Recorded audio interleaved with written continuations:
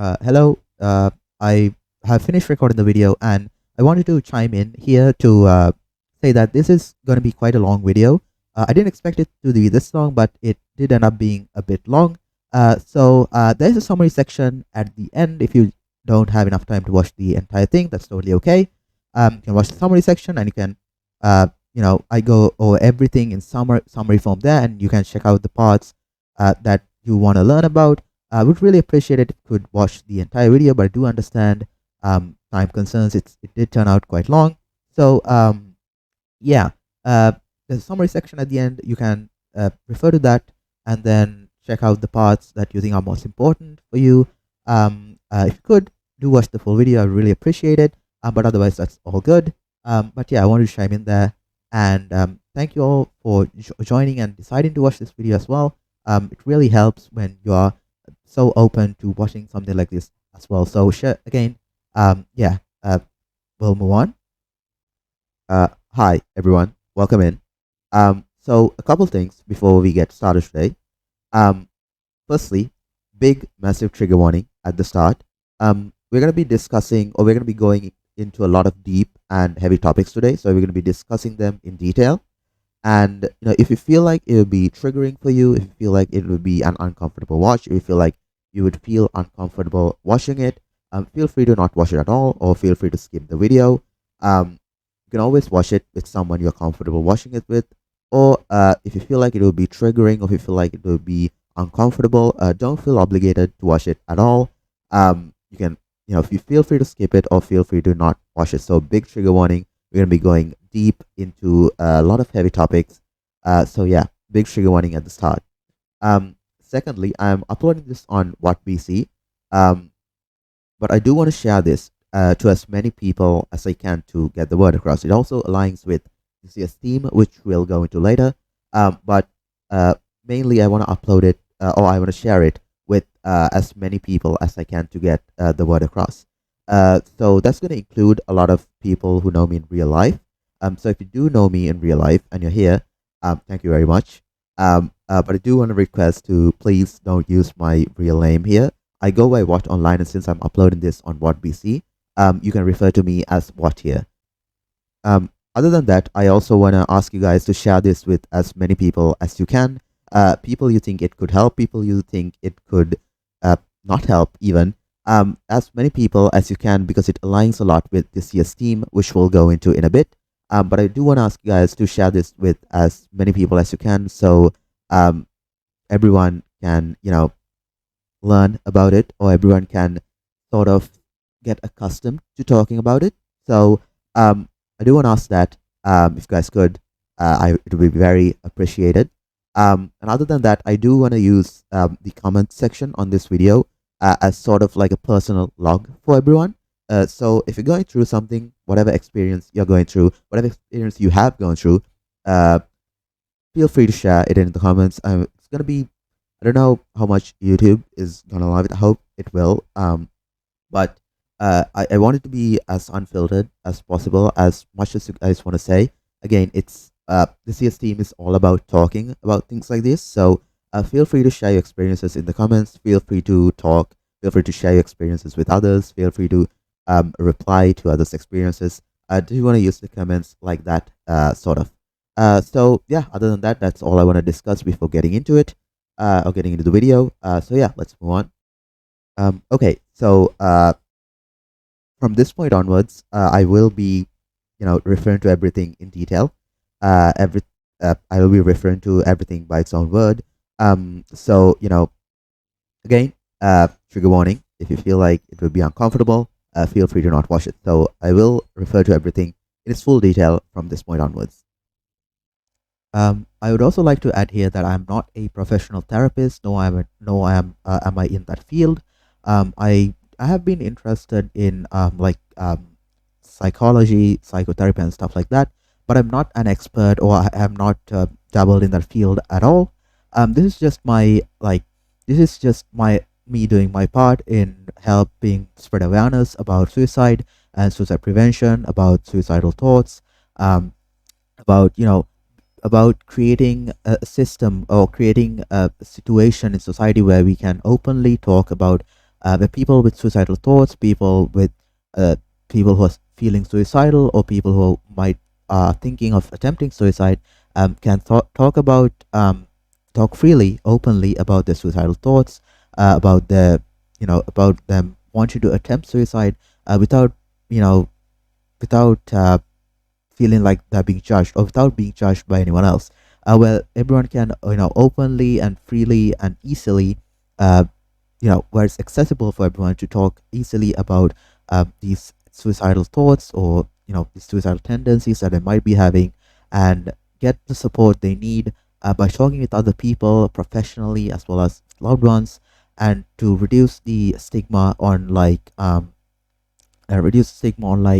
uh, not not talking about suicide in public with people, because that is the main theme, as we'll go on later in this video as well. That is the main theme of this year's World Health or World Suicide Prevention Day 2024, which falls today, 10th of September. And I just want to provide my part on spreading awareness on my own experiences, and spreading awareness about suicide, suicidal thoughts, and suicidal prevention, on my own view on the matter, and encourage everyone to share their own experiences as well. Okay, so moving on. This is World Suicide Prevention Day 2024, which happens to be today on the 10th of September. So this month itself is World Suicide Prevention Month, and this is World Suicide Prevention Day. So first of all, this is what this year's theme is. So it's changing the narrative on suicide. So again, a lot of issues with suicide and things like these uh, depend a lot, like primarily on the narrative, on how people discuss it, on how people view it, on how people approach it. So again, reading their description, it's a major public health challenge with more than 700,000 deaths each year globally. So that's every country combined. 700,000 deaths each year. It has a far-reaching social, emotional, and economic consequences, and deeply affects individuals and communities worldwide. Um, and this year's theme mainly focuses on changing the narrative. Up to last year, it was changing like up to last year it was prevention via action. And we I do want to continue that this year as well. I think again the World Health Organization does want to continue that, but we're changing it a bit. The theme, the theme is being changed a bit this time, uh, because the narrative on it really matters. So uh, the triennial theme. So they usually do this for 3 years, at least as of last time. So the triennial theme for World Suicide Prevention Day 2024 to 2026 is changing the narrative on suicide. So with the call to action, start the conversation. So this is very important, and I want to discuss this mainly today. Starting the conversation, making things like this not taboo to talk about, making things like this more open to talk about, encouraging people to talk about them more openly is a huge part of starting the conversation.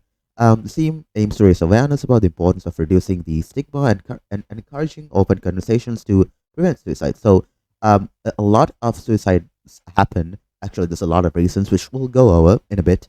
But a lot of them happen because of people almost bottling their own emotions, their own thoughts, their own when they're feeling down, when they're feeling negative thoughts, when they're feeling like a lot of negative thoughts, they're feeling like they're not worth a lot of other things.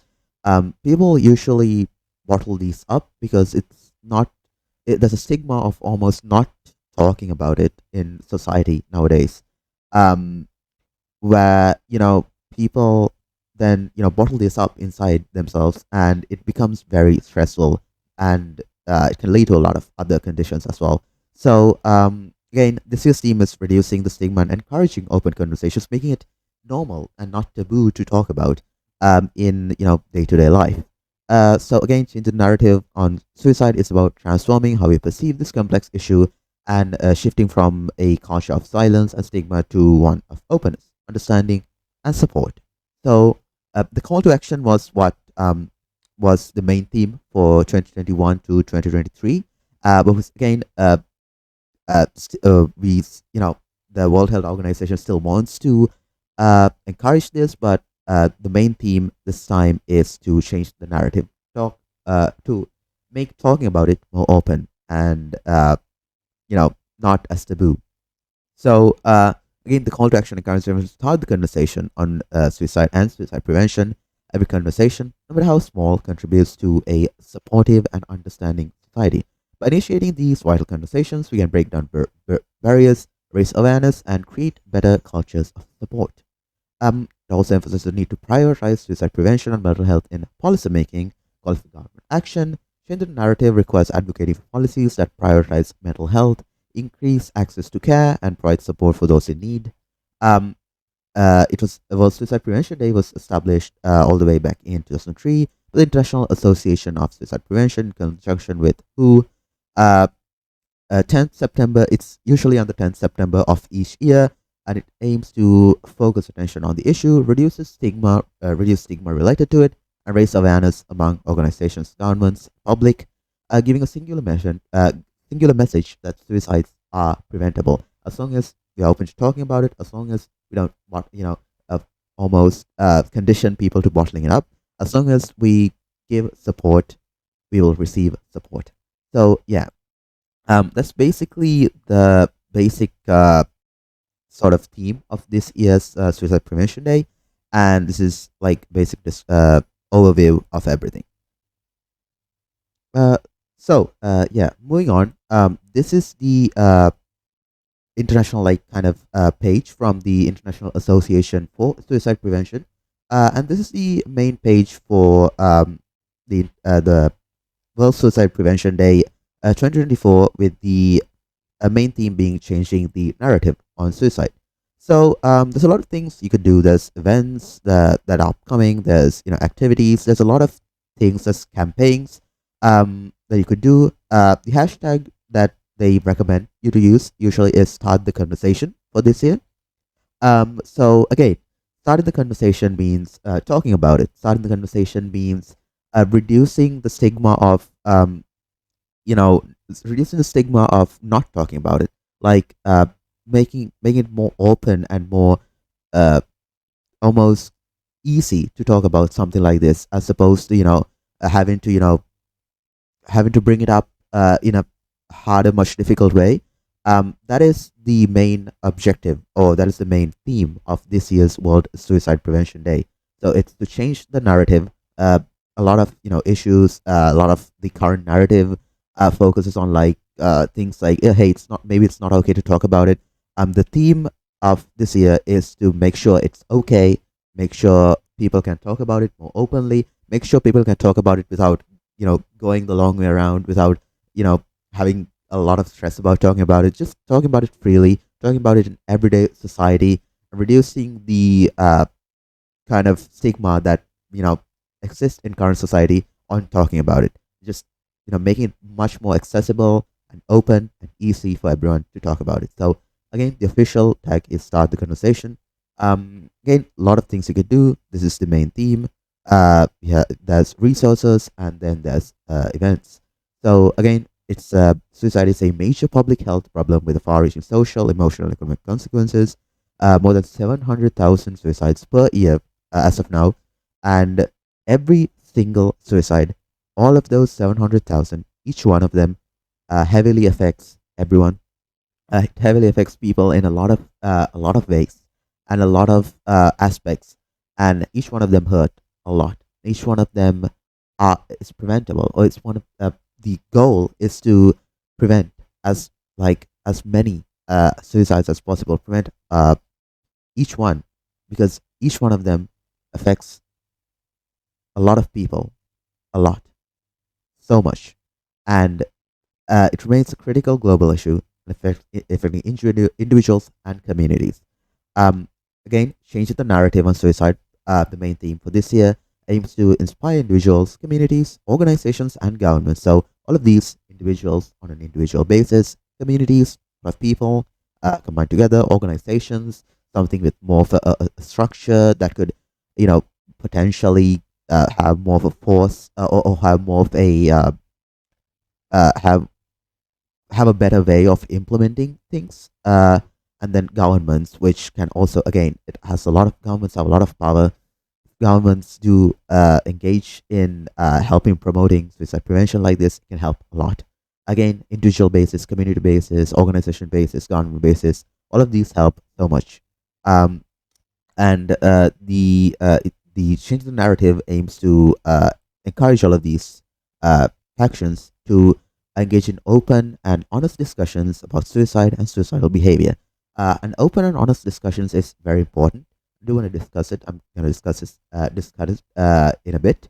But open and honest discussion sort of involves not not judging people for talking about it, and not forming opinions on people for not talking about it, and just being fully honest, being fully allowing people to be fully honest with themselves, not being like, hey, maybe don't talk about it. uh, that it involves not being like that. So um, fully open and honest discussions about suicide and suicidal behavior. By initiating these vital conversations, which are very important, you break down barriers, raise awareness, and create better cultures of understanding and support.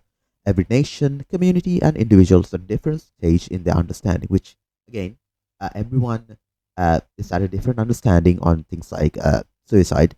Everyone has a different understanding levels. Everyone knows or has opinions about it at different levels, and awareness of like preventing it. No matter where you stand, there are many ways to be involved. You can help. So again, they have built a range of activities and resources to ensure everyone can participate in a meaningful manner, whether they're just beginning to learn or whether you're deeply involved in advocating for it. You are very familiar with it. There are opportunities for everyone to contribute, support this vital cause. So again, there's a lot of things you can do. So there's for individuals, there's for communities, for organizations, for governments. So if you go to them, just check here. Um, there's a lot of things you can do, which we'll go over each of these in a bit. But there's a lot of things you can do by addressing these areas and working collaboratively across sectors. You can create a more supportive and compassionate society where it's preventable, where everyone feels valued and understood. Start the conversation today. Every conversation, no matter how small, contributes to more supportive and understanding society. So it doesn't matter. You don't need to have like a huge conversation. It's good if you can, but even if you can't, if you could just have a small conversation, you can just share a smile. If you can just talk with someone openly about what they're going through, it can help a lot. So again, contributes to more supportive and understanding society. Together, we can make a difference and work towards a future where suicide is prioritized and everyone feels supported to get the help that works for them. Um, and then we have the president's message. For too long, suicide has been shrouded in silence, stigma, and misunderstanding. And this is very important. There's a lot of stigma in society about almost keeping it silent, almost not talking about suicide at all. There's a lot of myth. That's some that say talking about it increases it, which is it's not true. Talking about it's not gonna increase suicide. It's gonna help in preventing it. But there's a lot of myths and a lot of misunderstanding, and it's not only hindered open conversations, but it's also prevented many from seeking help that they so desperately need, because people are scared to talk openly about it because of the stigma surrounding not talking about it. So again, this year's team mainly focuses on making it more open, more easy, more accessible to talk about it. By starting the conversation, we can change the narrative, despair to one of hope, from one of despair to one of hope. Professor Rory O'Connor provides his address for his World Suicide Prevention Day. They have a campaign pack. You can check that out. So it got useful information, resources on how you can help, how everyone can help, how each one of you can help. So again, it has a lot of information on how to engage with it more generally and what you can do to develop relationships.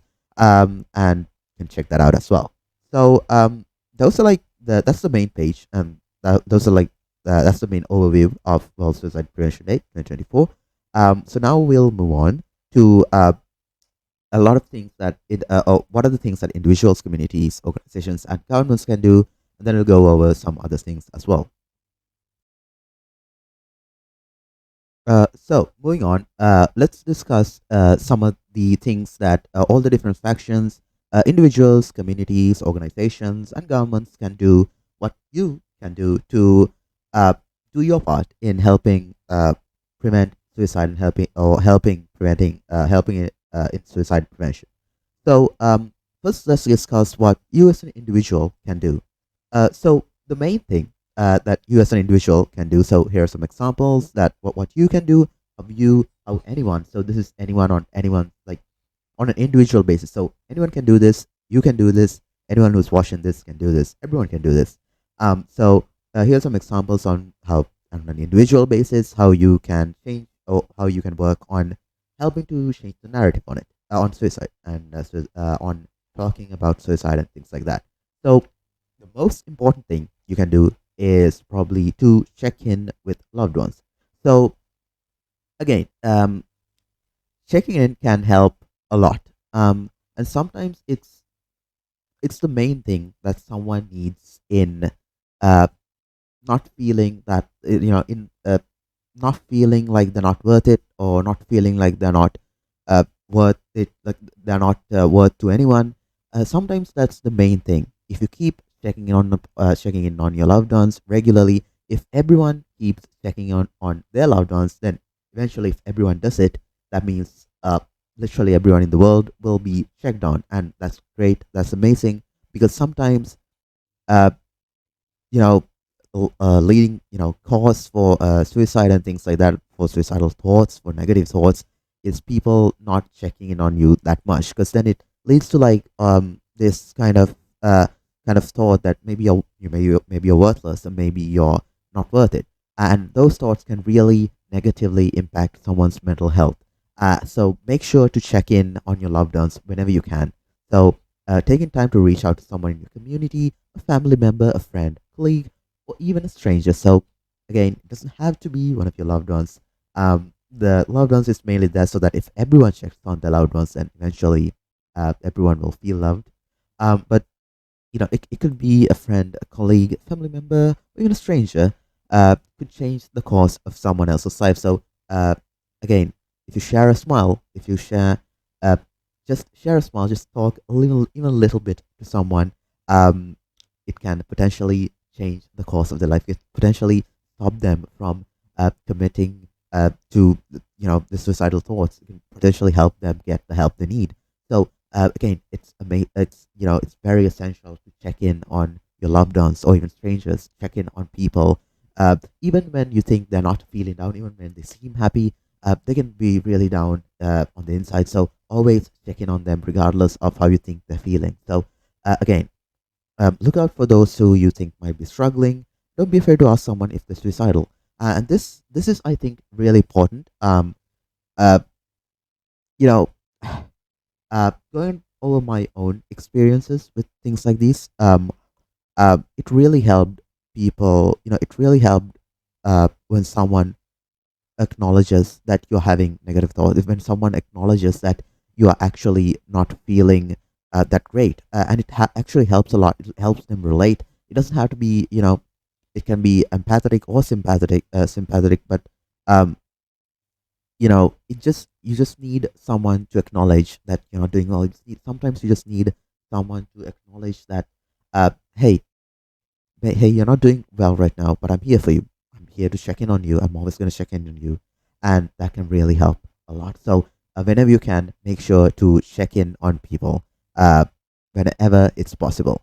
Okay.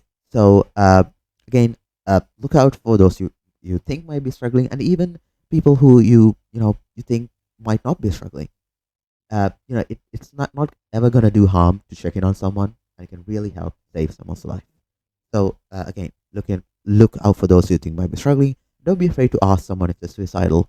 You have support, showing empathy, and validating the feelings is more likely to reduce distress rather than exacerbate it. Again, there's a myth, this huge myth involving the fact that it would, increase, you know, uh, increase things like suicide, increase things like suicidal thoughts. If you talk about it, um, that's not true. It's much more likely to decrease them. It's more much likely to feel for some people to feel loved, to feel supported, to feel like they're worth something in everyone else's lives, and it's much more likely to decrease it. So encourage them to seek further help and further support.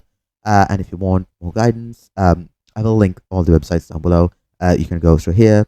Um, so the second most important thing is to keep informed. So consider accessing training opportunities to in suicide prevention and awareness to identify and support those with suicidal thoughts and behavior.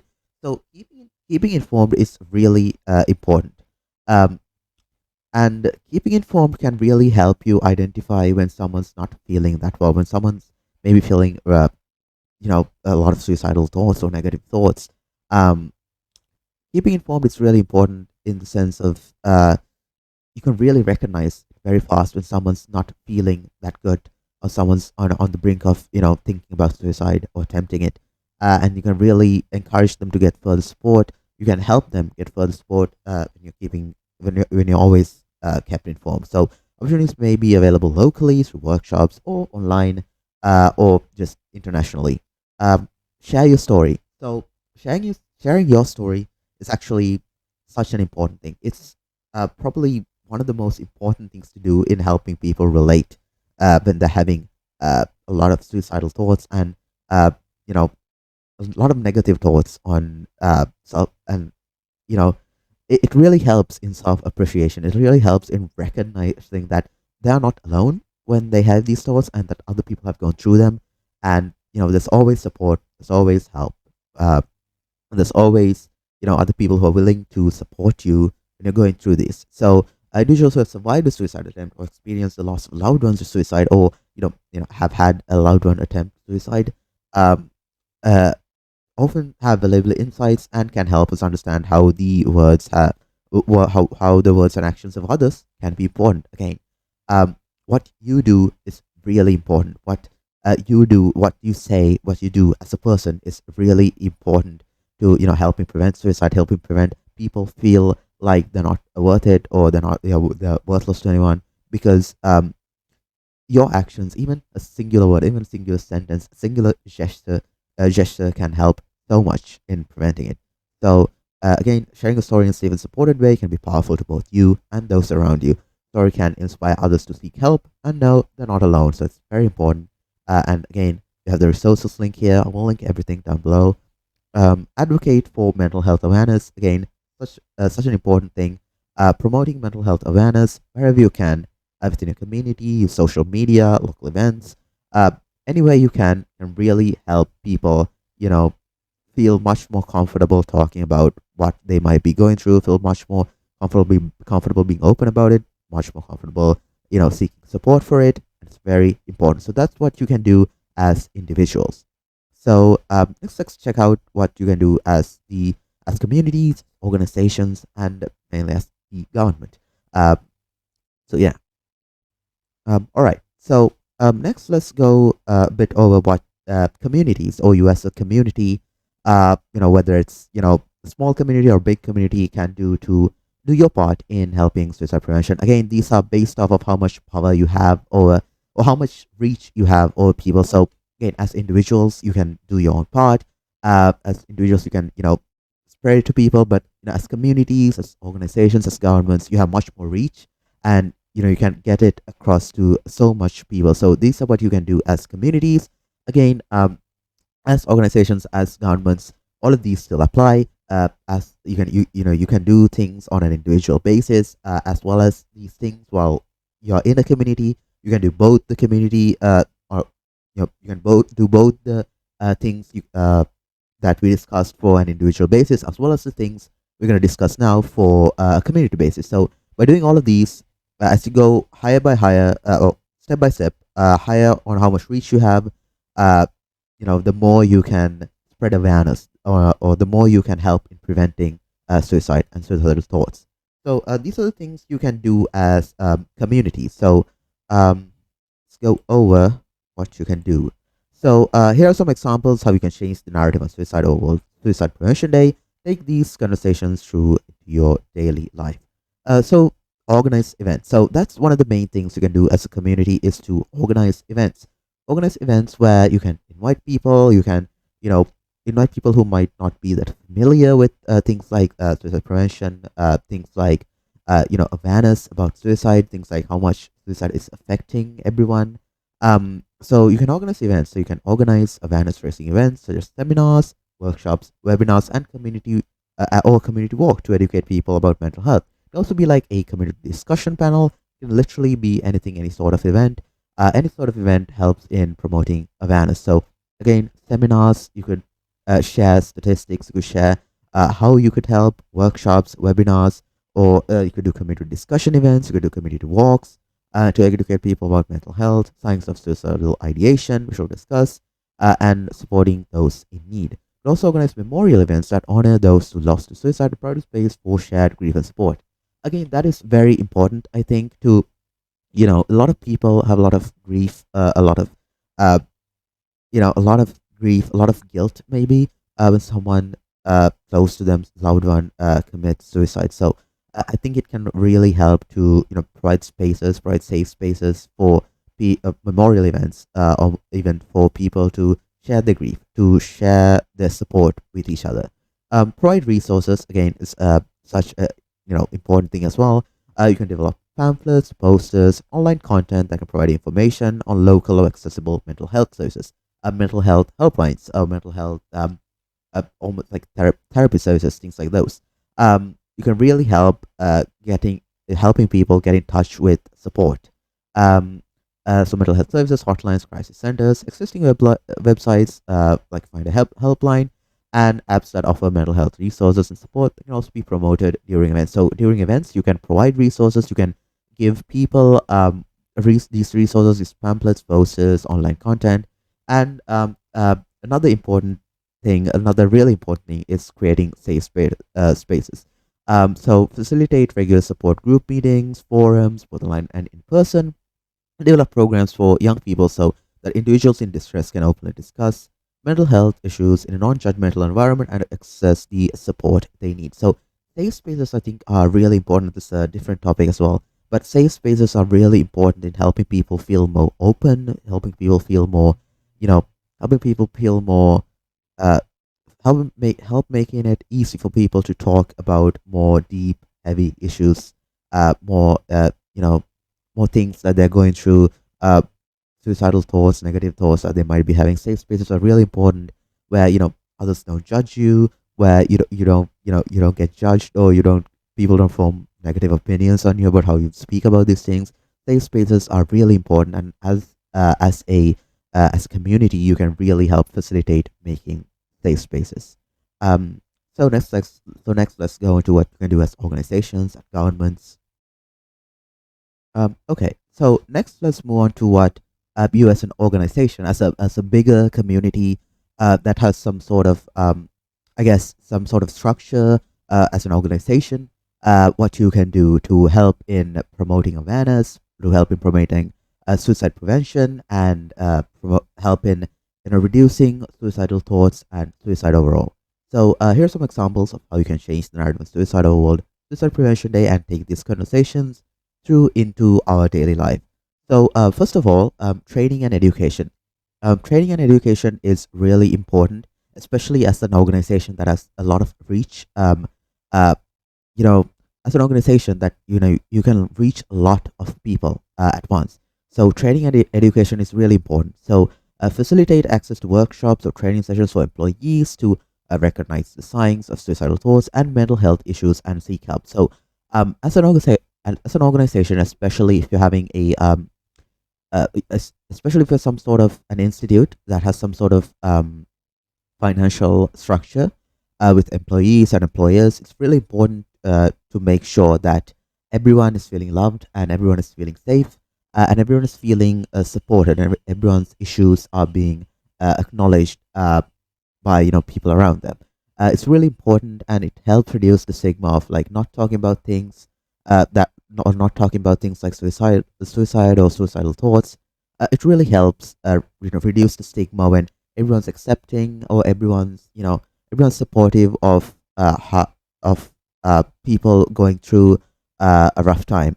And again, your actions as an organization, your actions as someone in an organization, whether you're an employer or employee, whatever part of the hierarchy you're in, um, you can your actions and your what you say can still really help people a lot, and it can help people much more than you think it might help them, and you can really change the trajectory of someone's life.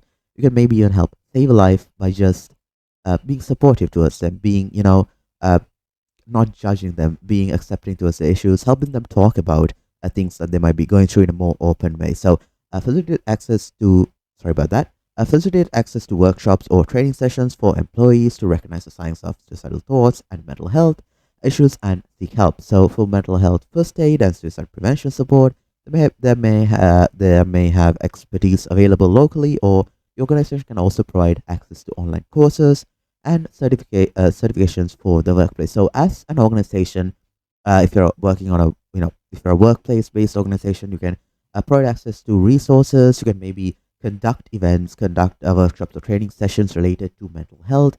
Keeping your mental health up when you're going through a rough time can really help in suicide prevention.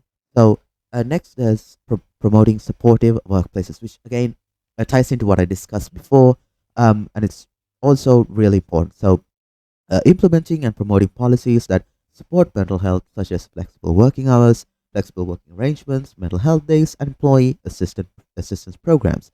In addition, encourage an organizational culture where employees feel safe to discuss their mental health without fear of stigma or retribution, and link them to additional support if needed. Promoting a supportive workplace, I think, is really important in helping things like suicide prevention and or suicidal preventing, or help people in getting the support they need in preventing their suicidal thoughts. Um, so here it says implement and promote policies that support mental health, such as flexible working hours and flexible schedules or working arrangements.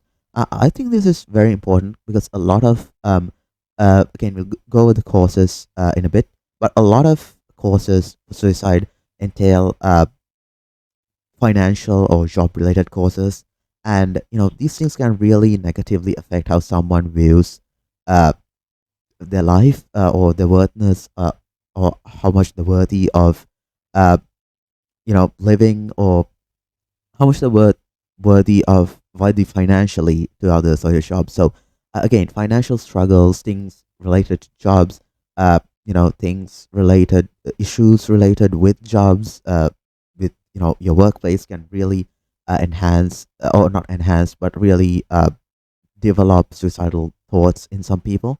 So it's very important to keep a supportive workplace where no one feels stressed, no one feels no one feels like they're being judged, no one like people don't feel like anyone's sort of not supporting them, and it's important to keep a workplace so that everyone supports everyone else. Everyone feels loved and support. People don't feel like they're not loved, and it's also important to encourage an organizational culture where everyone feels safe to discuss issues they might be going through, mental health issues they might be going through, and you know have it so that they can share this these things that they're going through, share these issues, share these negative thoughts, maybe suicidal thoughts they're going through with others, which in a way can have coexist. In a way, we can have like co sort of like a support structure where every person supports everyone else, and I think that's very important. So that's what's entailed in promoting supportive workplaces. Uh, and also employee assistance programs. Assistance programs are very important for an employee that's going through something. There's a lot of assistance programs you can implement in your workplace. Um, and then corporate social responsibility. So fund mental health organizations and charities for their initiatives. Encourage employees to volunteer their time and skills to awareness raising campaigns such as Cycle Around the Globe and other community initiatives. So you can find all of the links in this page, and I will link most of the pages down below as well.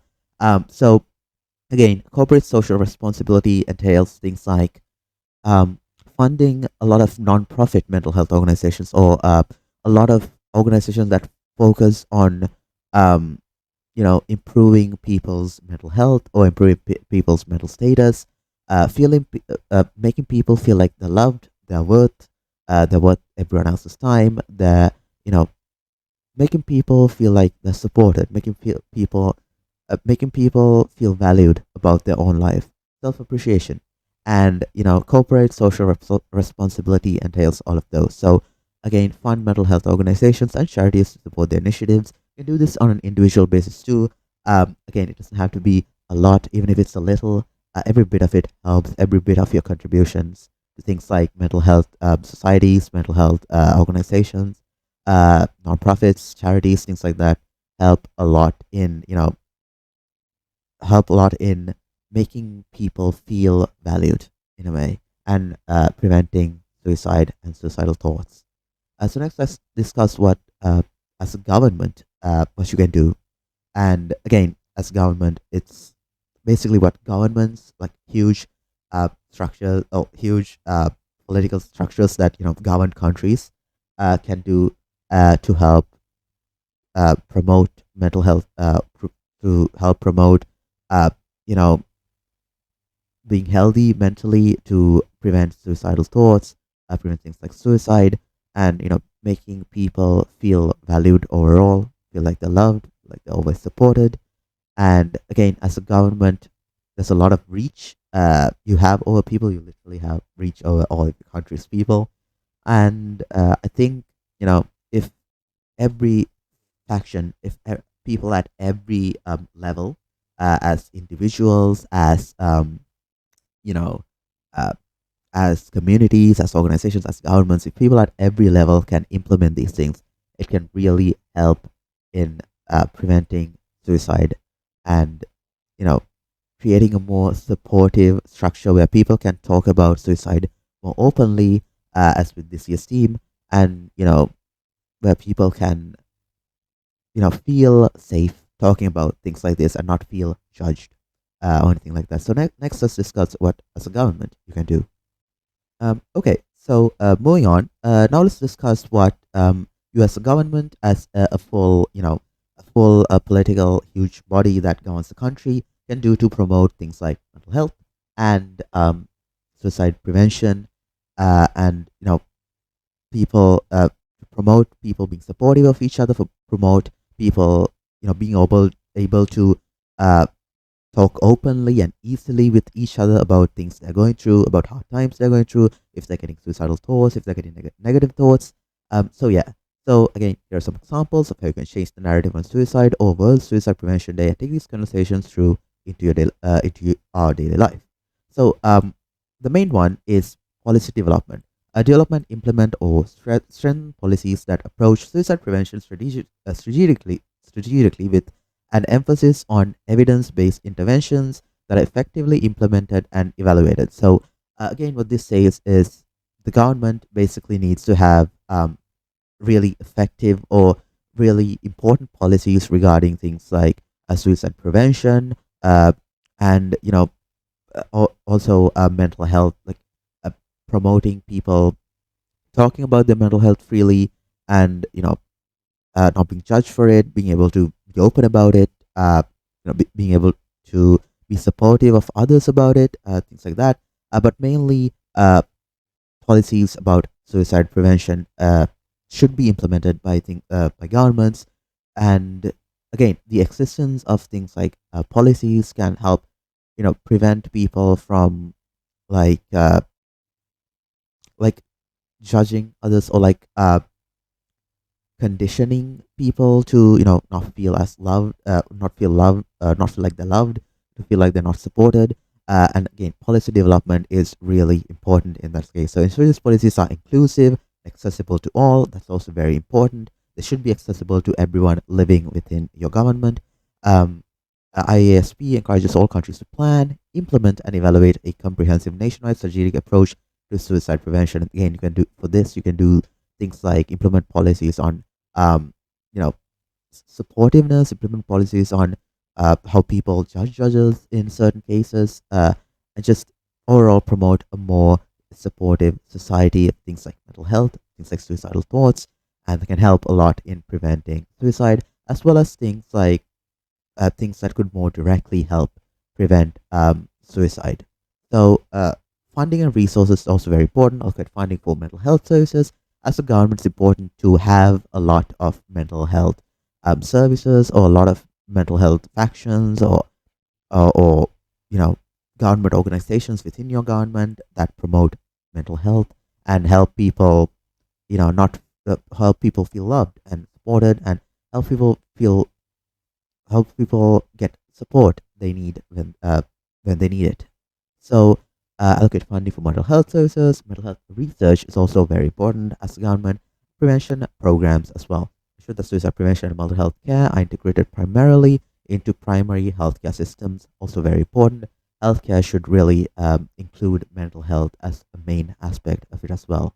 Um, and then there's public awareness campaigns, launch national and local campaigns to educate people uh, or educate the public about suicide prevention by the mental health issues, reducing stigma, encouraging help seeking behavior, as well as signposting as to where to seek help. And this is very important because, again, as an individual, as an organization, as a community, you can also help prevent stigma by, doing campaigns and things like that. But as a government, you have so much more reach, and you can reach so many more people of different types, different knowledge levels regarding things like this, different familiarity levels, and you can really get the word across. So public awareness campaigns are also really important as government. Okay, so next I would like to discuss a bit about what the International Association for Suicide Prevention does. So, the International Association for Suicide Prevention is the sort of main body that governs, that basically helps in preventing suicide in people of all ages, and basically promotes mental health and helps in preventing suicide, people getting suicidal thoughts, people thinking or contemplating about suicide. That's the main international body that does this. So this is based on the World Health Organization. It's in collaboration with the World Health Organization, um, and the International Association for Suicide Prevention is what the main body that helps in promoting these things you can do, the things we discussed before, how you can make talking about suicide, make talking about suicidal thoughts more normal or more normalized to talk about, how you can encourage people to talk about it more openly, more easily, and not be judged or not be, have people form opinions on you for it. And yeah, so this is the main page of the International Association for Suicide Prevention on what they do. So what we do for so this is the main page on what they aim to do, what the mission is, what their vision is, and what their goal is mainly with this organization.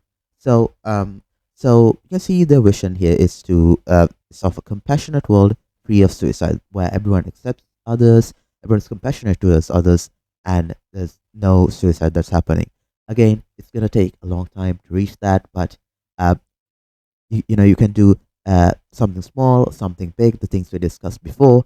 You can do anything that you think is going to help, and it can help us get more towards this goal that the International Association of Suicide Prevention is aiming towards.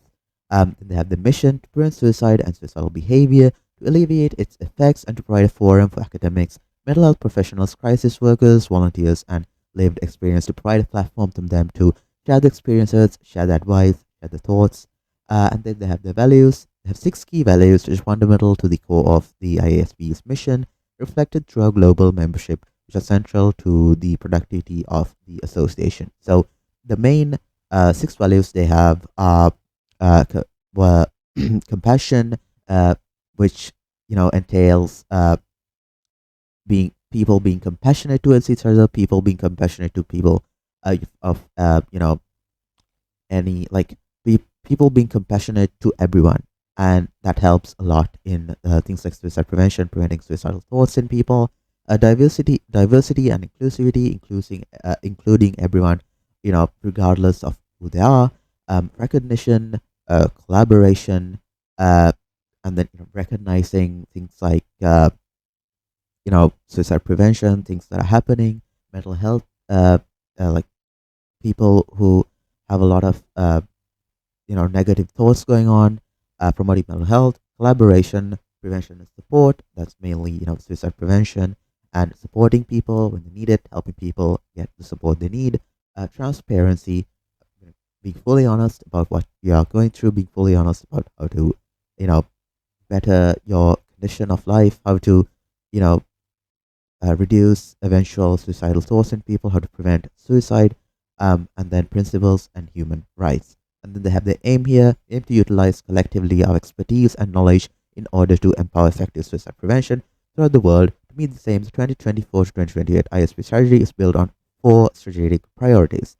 The first one is leading global collaboration. Advance and strengthen the IASP's global mission by fostering inclusivity and collaboration, suicide prevention worldwide, expanding reach and diversity. Again, this is very important. And this ES team is actually very important for, uh, especially for this specific expanding reach and diversity goal, because talking more openly, talking more easily, and less when there's less of a stigma to people to judge you, and you can talk about it more openly and freely, that can really help in expanding the reach and diversity. So it enhances reach, diversity, and representation throughout our membership network to further suicide prevention across all cultures, sectors, and regions across the globe, regardless of where you are, what culture you're part of, and strengthening advocacy and knowledge exchange for the third main aim. Build a stronger international presence for advocacy and suicide prevention promotion, ensuring effective use of IASP platform for communicating cross-cultural knowledge exchange and evidence-based research. And then fourth one is driving innovation and impact. Lead suicide prevention efforts through ISP's forum of expertise, exploring changing trends, innovative research, and effective implementation and practice with measures to evaluate outcomes and organizational impact. So these are the main aims that they are aiming to reach. And then they have the strategy of the last 15 years. IASP has prepared and advanced a vibrant strategy that reflects and targeted current needs of addressing suicidal behavior and its prevention across the globe, incorporating external evaluation, carefully listening to the membership and partners. At the board embarked on a strategic process to formulate organization direction 2024 to 2028, reflects the growing need to reduce suicides. 2024 to 2028 strategies continuum of previous strategies, and extends to meet higher demands in low and middle income countries, which is very important as well. Depending on your country, depending on where you are, the stigma is different. Some places are more accepting, some places are not as accepting, some places are more supportive, some places are not as supportive. And the overall goal of this International Suicide Prevention Day, as well as the International Suicide Prevention Association, is to reduce the stigma related to the current narrative on suicide everywhere, regionally, every country, every culture. And then again, focus is on key organization concepts of inclusivity, diversity, and sustainability as a priority, as well as commitment to a collaborative partnership that spearhead joint action of positive result. You can download the full strategy here. So yeah. Okay, so next let's go a bit over the definitions on both the World Health Organization and Wikipedia for sort of what suicide is, why suicide happens, what are the causes, how you can help to reduce these causes, and how you can do your part in helping reduce the overall suicide prevention. So if you look at the Wikipedia page first, says suicide is the act of intentionally causing one's own death. Mental disorders including depression, bipolar, schizophrenia, personality disorders, anxiety disorders, attention deficit hyperactivity, cognitive disengagement syndrome, and physical disorders such as chronic fatigue, substance abuse, alcoholism, benzodiazepine use and withdrawal are risk factors. So there's a lot of risk factors that lead to things like suicide prevention, and it's very important to have an idea of like what what the main risk factors are, how you can recognize them, how you can recognize when someone is, you know, potentially affected by these risk factors, which is called suicidal ideation, which we'll discuss as well. But mainly for suicide, it usually involves first getting suicidal thoughts. Usually doesn't happen straight away. You get suicidal thoughts over a period of time, and then that eventually leads to an attempt. So again, some suicides are impulsive due to stress, such as financial academic difficulties. So the time you get suicidal thoughts doesn't necessarily have to be that long. You can it can happen, very like it can happen very fast. But you essentially get thoughts about suicide, then you contemplate it, eventually you attempt it, and that is how people lose their lives to suicide, and that's what uh, the International Day of Suicide Prevention is, and the International Organization of Suicide Prevention, and people who are advocating suicide prevention are mainly trying to prevent, uh, mainly trying to uh, achieve in helping prevent a lot of suicides of people of all ages and people of all cultures, regions. Um, and again, some suicides are impulsive acts due to stress, such as from financial or academic difficulties, relationship problems, such as breakups, divorces, or harassment and bullying. And these are some of the main factors we shall go over again. But these are some of the main factors that lead to suicidal thoughts and eventually attempts. Um, so those who have previously attempted suicide are at a higher risk because they've already attempted it, so they don't really need to get to uh, that section of contemplating attempting again if they're hurt again, so they're at much higher risk. Effective suicide prevention efforts include limiting access to methods of suicide. Again, this can be direct. So this is approach for general approach. uh, the more effective approach, it's usually um, you know more focused on awareness, helping people who need support, helping people who are going through like suicidal thoughts, negative thoughts, people who are contemplating, help people who are, you know, who feel like they need some sort of support to get through something, who are going through some rough times. And then there's more, direct approaches as well as limiting access to methods, as firearms, drugs, and then treating mental disorders.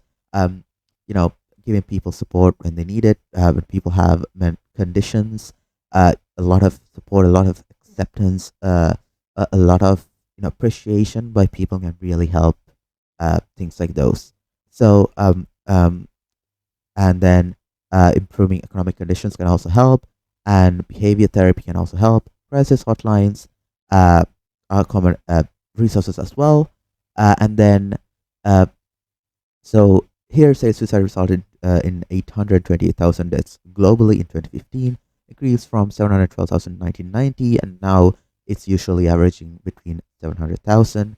Uh, Suicide is the 10th leading cause of death worldwide, and given a year, it's roughly 12 per 100,000 people. Again, there's a lot of information here.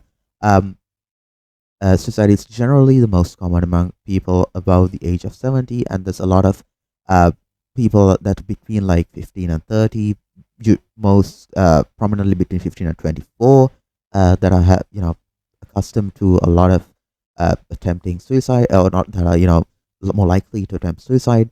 And again, there are about 10 to 20 million non-fatal attempted suicides, which is tragic. And a non-fatal attempted suicide may lead to injury and long-term disabilities as well. Views on suicide have been influenced by a lot of themes, and again, this year's main theme of the International Suicide Prevention Day is to destigmatize a lot of these a lot of these negative views on suicide, about how people think talking about it is bad, or talking about it increases it, or how people try to not talk about it as much, because really the key to improving people's mental health, people's opinions regarding suicide prevention, is to talk about it more openly, more freely. And then you can see a lot of the definitions here, where it came from, you know, pathopsychology. So and then there's a lot of then there's the risk factors mainly, and you can see from this graph the main risk factors. You have mental problems, mental issues. People feel like they're not loved, not supported. That can lead to a lot of mental conditions, and for people who are going through a lot of mental conditions, um, it's very important to show your support, to show your appreciation for them, to show that they're worth it, that they're, you know, to get rid of any potential feelings that they might have. I think they're thinking they're not worthless, or something like that. And it's very important, to show them, to appreciate them, to communicate well with them, to communicate well with everyone, show your support, to be supportive, and to just, to talk, encourage people to talk more openly when they're having issues, when they're going through suicidal thoughts, when they're contemplating suicide, and then crises, partner problems, relationships, physical health problems, alcohol, substance abuse.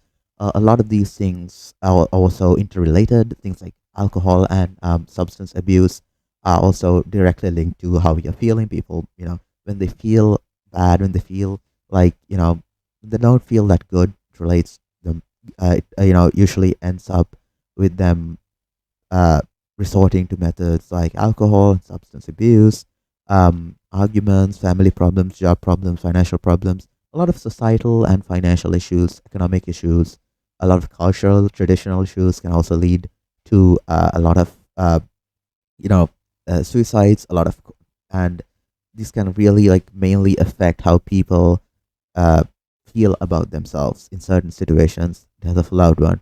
Suicide is multifactorial. Multiple precipitating circumstances and risk factors can apply to the same person as well. Previous attempts, and then again, mental issues. People, feeling signs of, uh, you know, uh, people. There's a lot of signs to tell when people are getting a lot of suicidal thoughts, and it's important to be informed to recognize them. Um, and then substance misuse, self harm, really related to mental, like negative mental health that people might develop due to the risk factors above.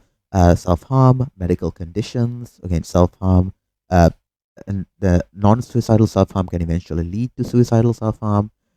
Medical conditions can affect, physical medical conditions can affect them as well, especially when people get like a life changing kind of uh, injury or something like that, that can lead a lot to contemplating suicide. Psychosocial factors, uh, again, these are very important. These are a main cause of suicide: hopelessness, loss of pleasure, depression, anxiousness, agitation, rigid thinking, rumination, thought, suppression, poor coping skills. So all of these are, uh, related to uh, how people eventually develop feelings of wanting to commit suicide. And then there's occupational factors. There's a lot of media, how that affects people in negative ways. The media can really affect people in negative ways, especially watching, or subjecting themselves to like media that's uh, focusing on promoting negative kind of ideologies, things like that. Environmental exposures, and there's a lot of other factors as well. Um, and then this is the main article for suicide prevention. And then, so if you go to that, there's this is the main article for suicide prevention, which is a collection of efforts to reduce the risk of suicide. It's often preventable, which is the most important thing, is that it's most times very preventable. People need to be educated, informed, and supportive of preventing suicide and things like those. So, efforts to prevent it may occur at individual, racial, community, and society level. Again, like we discussed before, serious public health problem can have long-lasting effects on individuals, especially when a loved one passes away, and can also, you know, it can really affect society and overall health of a society. Uh, and it's really important to help or to work on preventing suicide whenever you're able to. Without direct interventions, a lot of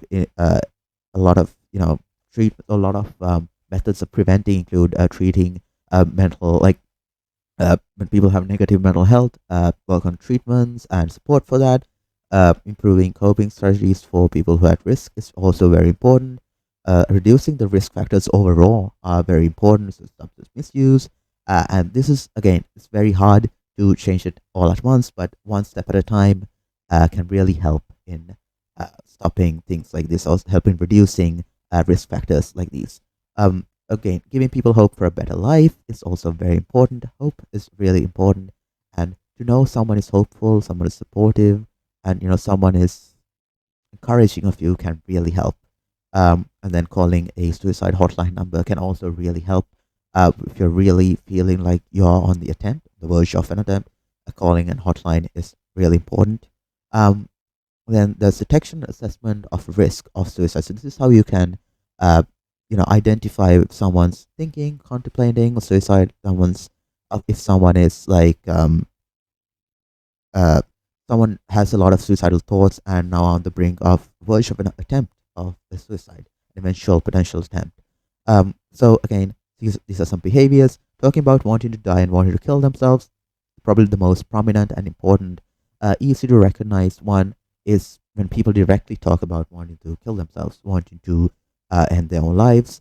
Um, and that's usually not to be taken lightly. Don't usually take it lightly when someone mentions that, because that can actually be, even if they're cheery, even if they're overall positive, uh, outside, they might be really struggling inside. Some people don't show when they're struggling inside. It could really be an actual case of them having suicidal thoughts or suicidal tendencies.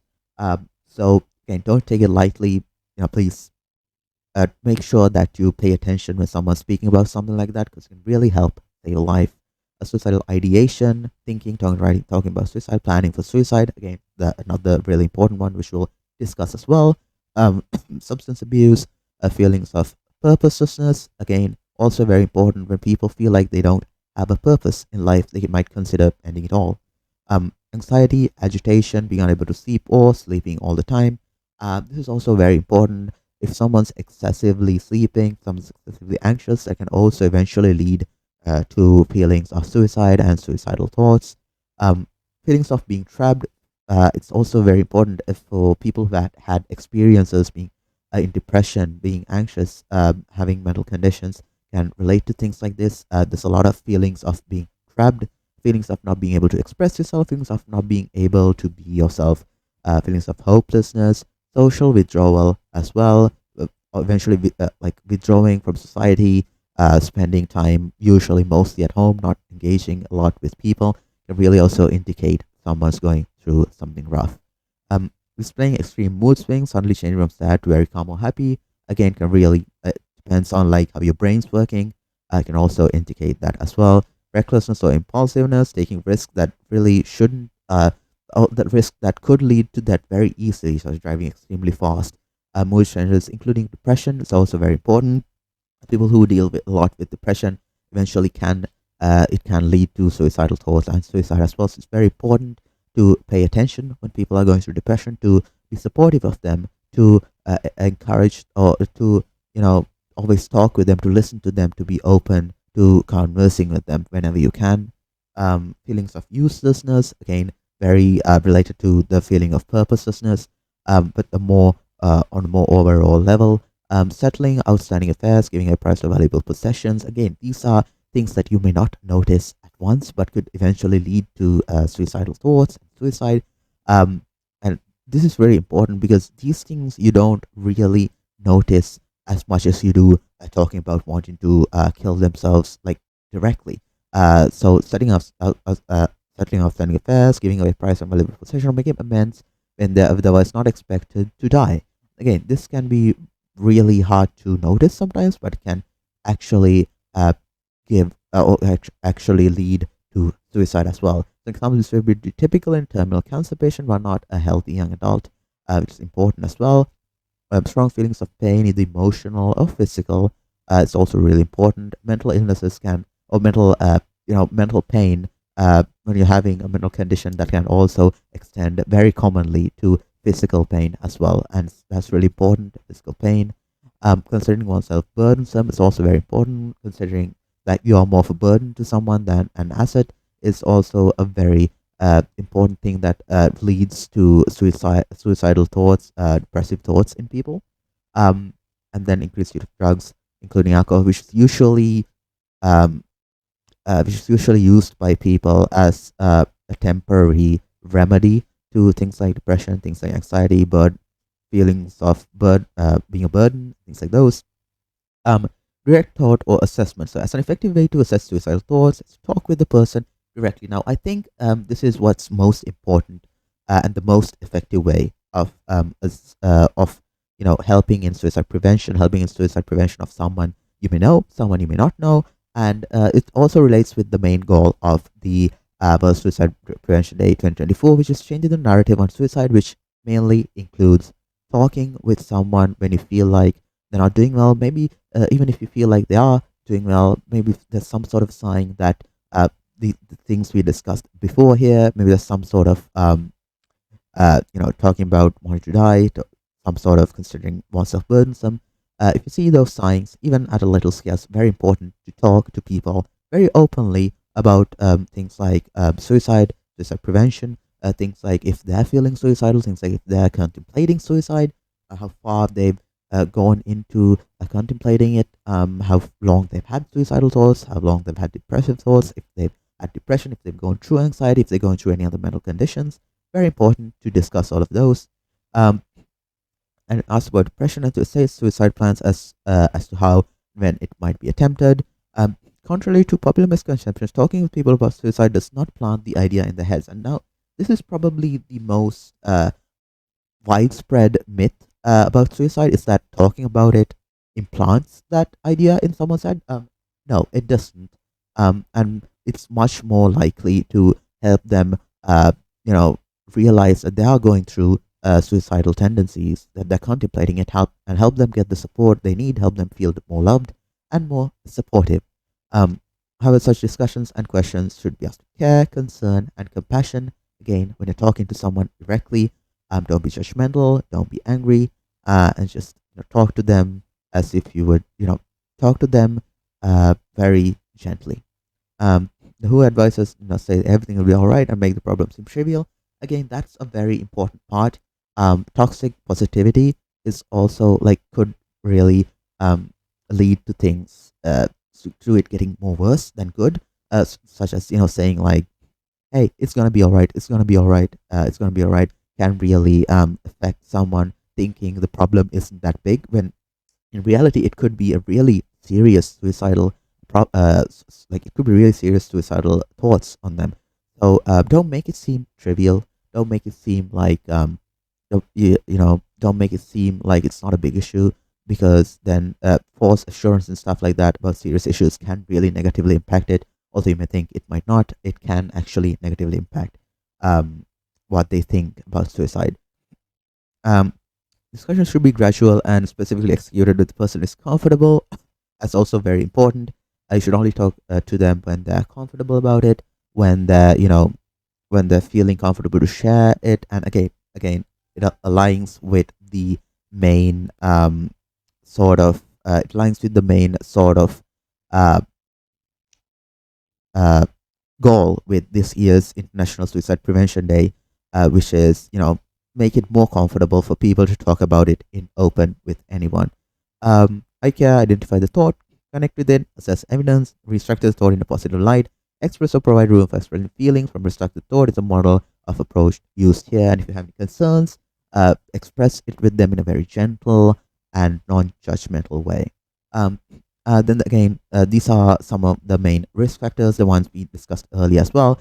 Depression is one of the main risk factors of suicide or suicidal thoughts, suicidal ideation, thinking about suicide, wanting to commit suicide, planning a suicide.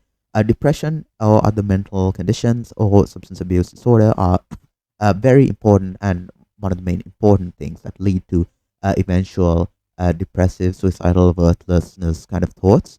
Uh, but medical conditions can also affect it. Certain medicines can also affect it.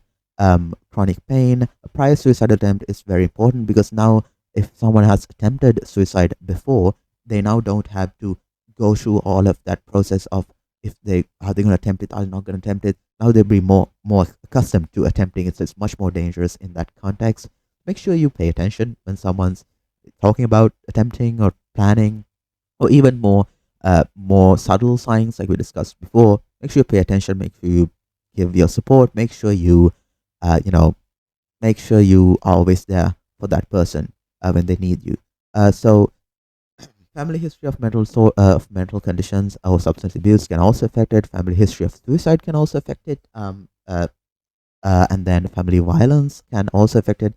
Things like domestic abuse, sexual abuse can also, uh, lead a lot to suicide. Again, it is why talking is really important and one of the most effective ways of preventing suicide, because talking can really help you get those issues across to other people, uh, get the support you need, ask other people for support, and then just, um, ask other people for resources they might know of, and then just feel more loved in a community and feel like you are being acknowledged. So it's very important. Psychiatric abuse, benzodiazepines, uh, having guns or firearms in the home. Usually, it's related to things like domestic abuse, people not being able to control their anger as easily, having recently been released from prison, jail, or mental asylum can also really affect how you view life. Because now basically you've been in prison for all this long, it's very hard to get accustomed to life again. That can lead to a lot of suicidal thoughts. Self harm can lead to it. Eventual regular, like not regular, but like self harm that's not related to suicide can eventually turn into self harm that's related to suicide. Being exposed to other suicidal behaviors, such as that of family members, peers, or celebrities. Um, being you know being directly exposed to people committing suicide, and seeing that in first hand can also, well, not it can't like it can, have basically condition you to uh, think about these things as well, if you're especially if you're having things like depression already. um and then this one's important. Being male, that is actually statistically, males are more males are more, the graph of suicide of males are much more than females. That doesn't mean that, obviously it doesn't mean that females are less likely of suicide, or it shouldn't, doesn't mean that female suicide shouldn't be considered or anything like that. Suicide, regardless of all genders, sexualities, age, cultural groups, should be considered the same, to the same effect with the same seriousness. But statistically, this is here because male suicides are much more than female suicides, due to a number of reasons. But statistically, that is a huge risk factor as well. Which again, it might seem strange that it's there, just being male as opposed to all these serious conditions, or all this more serious or more kind of more not so subtle conditions, but that is statistically true, so that's why it's there. And then has maybe an association with long-term PM2.5 exposure and depression, possible association between short-term PM10 exposure and suicide.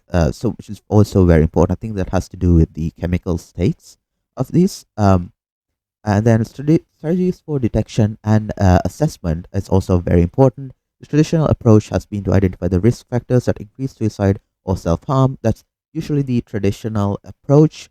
But again, a more novel approach is just talking about it, making it more open for people to talk about it, which also aligns with this year's goal, this year's theme for the International Suicide Prevention Day, which is today. And this is September is the International Suicide Prevention Month. So again, regardless of month, regardless of what time of the year you're in, suicide prevention should always be a serious issue. It's just that during this month, you can go give a lot of light to it and share it with a lot of people, and make sure you're spreading the word and helping, and doing your part in helping suicide prevention.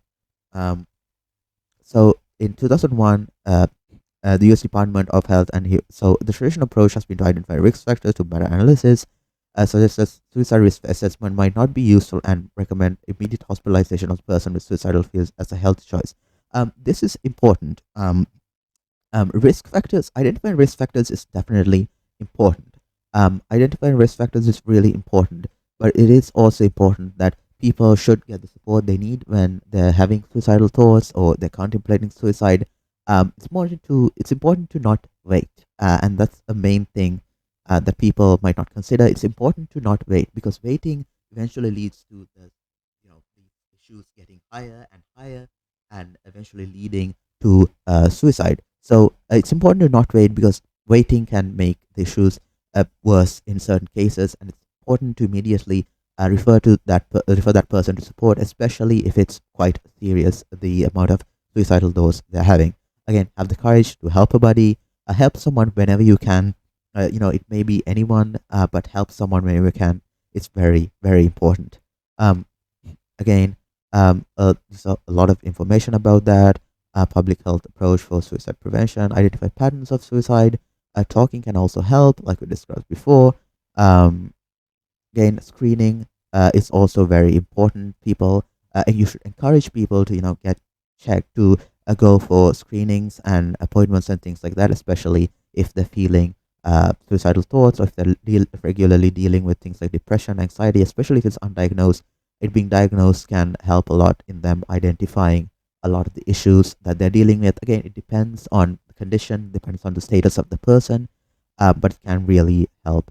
So it can really help them identify if they are at the risk with suicide, and sort of help reduce the stigma of them not acknowledging that they're not contemplating suicide. Because when someone is having suicidal thoughts, when someone is thinking of committing suicide, it's very important for you to support them in, them.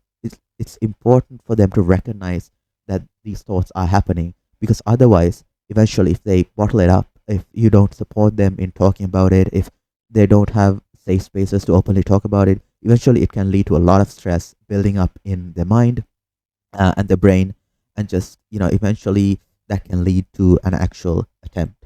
So screening is very important. um, Underlying conditions, methods of intervention, and restriction of lethal means is a more direct approach, which can also help. Spiritual counseling is also help. It also helps. Psychological counseling is, I think, really important.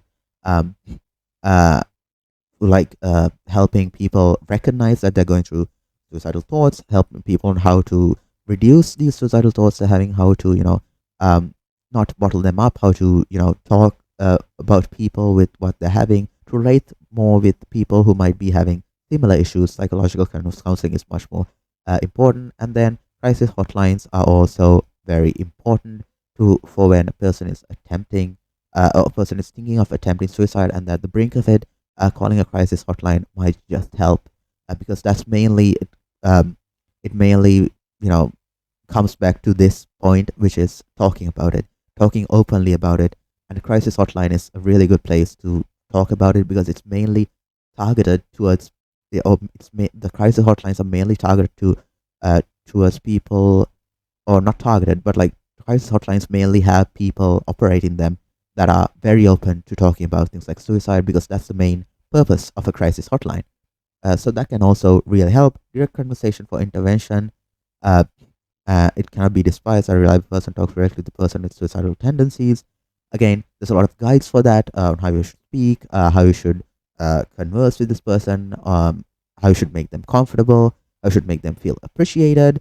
And then at the end of the day, carrying letters or sharing a smile, just being you know, making them feel valued when you're with them, when you're hanging out with them, just talking with them, hanging out with them, subtle things like playing games with them, hanging, chilling with them, talking with them, watching movies with them, can also really help someone from feeling depressive and suicidal thoughts, which just can really help reduce the stigma on like how they cannot not or how they shouldn't talk about it socially. Again, talking about it whenever they feel comfortable is also really important in this case. Again, things like carrying letters also helps. Uh, where involvement is shown rather than expectations interest in the recipient without pressuring them to take any action. Also very important. And then coping planning, coping mechanisms. Uh, directing them to resources that have valuable coping mechanisms can also help. And again, by addressing why someone asks for help, there's assessment and management stays on what the person's needs. And need assessment is also important because it focuses on the needs of the specific person. So this is quite interesting or important in regards to suicide prevention. And then approval of a physical condition is also very important. According to researchers, proper diet, correct sleeping, and physical exercise also helps in suicide prevention. And it can influence the mood and activity of a person a lot. So being healthy overall can also help in reducing getting suicidal thoughts and things like that. And then uh, finally, uh, if you're really feeling like the suicidal thoughts are, you know, really affecting your life, you're getting a lot of suicidal thoughts, and you're thinking of attempting suicide, planning on attempting suicide, accessing a health professional is also very important, and you should, focus on making people um, focus on helping people, or uh, making people realize that they should need that they need to making people realize that they need support when they're going through a rough time, and helping people get that support. So it's very important. Again, things about medication barriers and physical protections, preventive programs, things like we discussed before, events talking about people, campaigns are also important. Media guidelines are important to uh, you know stop people from things like hate speech, things like talking negatively about other people online, on media. That can also these guidelines, rules, laws regarding that can also help other people feeling bad because of reading or seeing these things. General strategies of society, um, like we discussed before, these are basic societal things you can follow. Developing groups led by profession trained individuals. So these are for like professionally trained therapists and other individuals who can really help people getting the support that they need. Community-based suicide prevention is also really important, because then, as a community, you can have coexistence, or like you can support one person can support another, and that person can support another person, and there can be this system of coexistent support between people, which is, I think, really important. And being community based is very important in that case. Um, Screening and reducing at risk behavior through psychological resilience programs. Education about suicide is also very important. Um, Help in promoting awareness, things like that.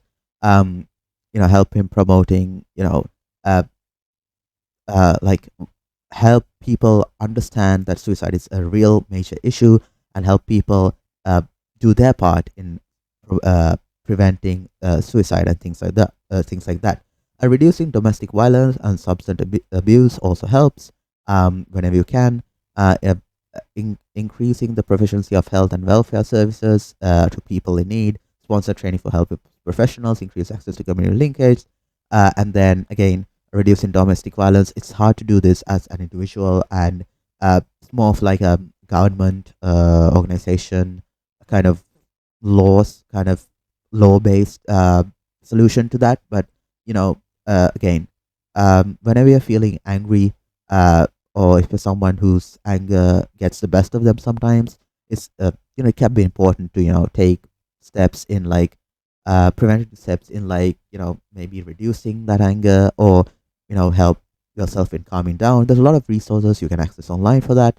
You can there's a lot of books you can read on how to do better manage your anger, which can lead to a lot of domestic abuse situations.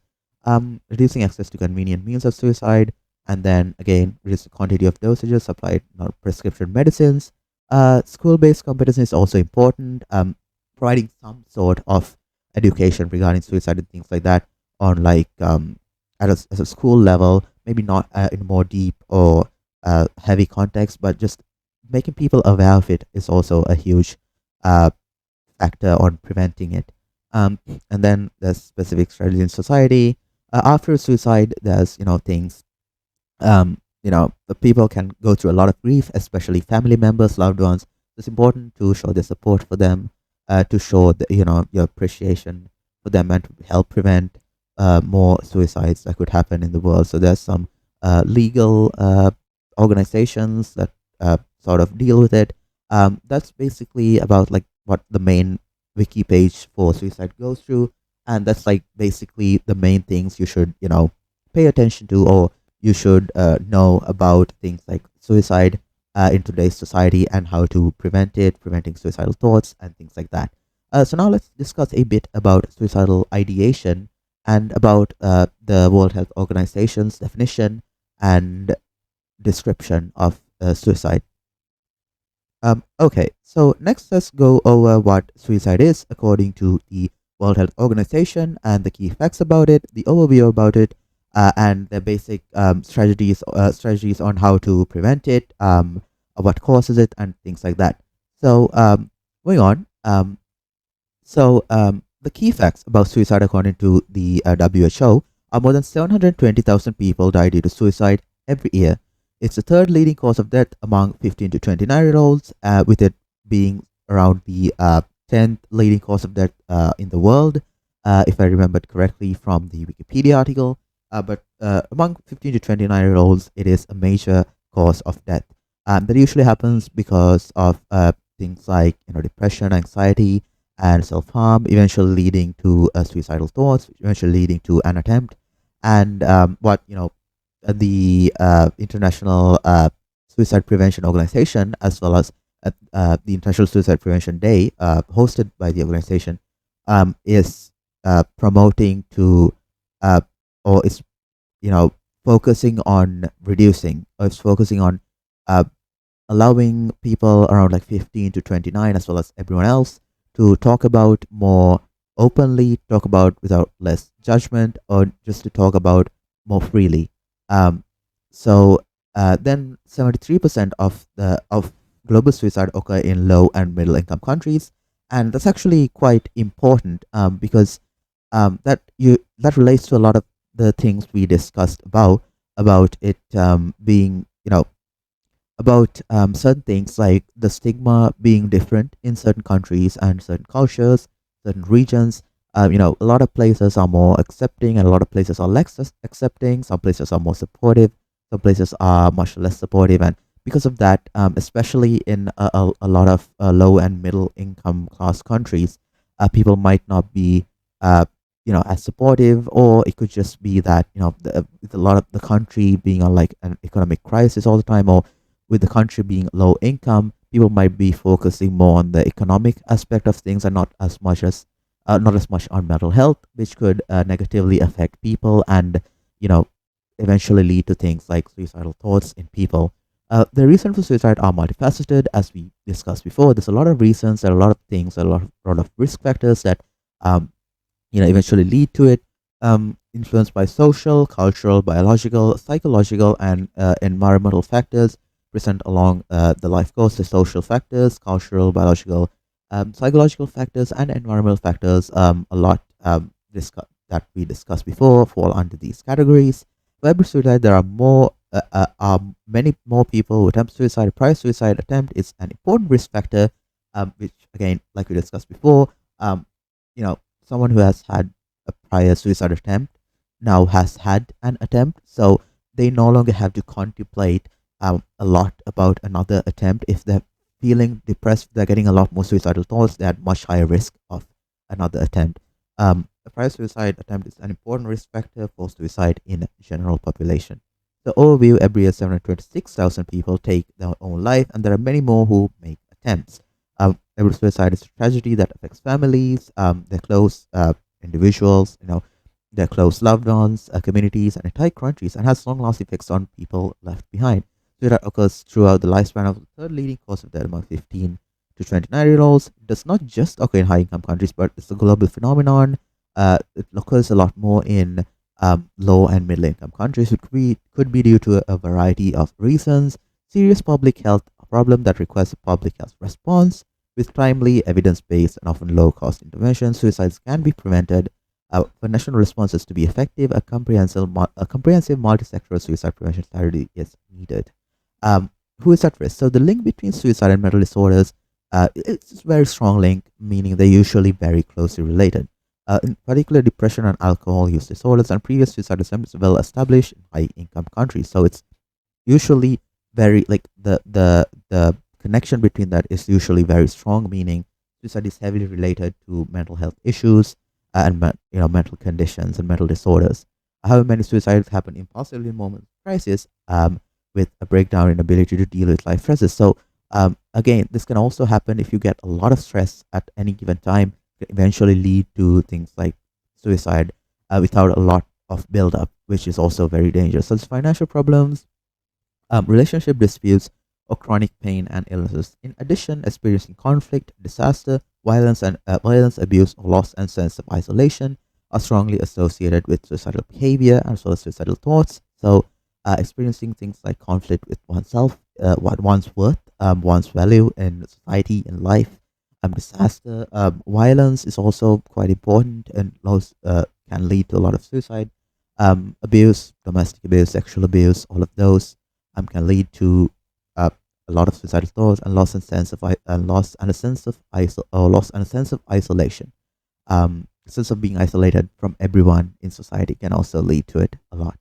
So suicide rates are also high among vulnerable groups who experience discrimination, such as refugees and migrants, indigenous people, lesbian, gay, bisexual, transgender, intersex, LGBTI persons, and prisoners. So a lot of people who face a lot of discrimination because of the sexuality, their race, because of them being immigrants, and prisoners as well, and refugees. And suicide is quite common among them at certain. It's common among certain demographics because of all the discrimination. So that is discrimination. So that is an important factor as well to consider in prevention and in eventual support of people who are having suicidal tendencies and suicidal um, thoughts going within their minds. Prevention control, there are several measures that can be taken at population, subpopulation, and individual levels to prevent suicide and self-harm.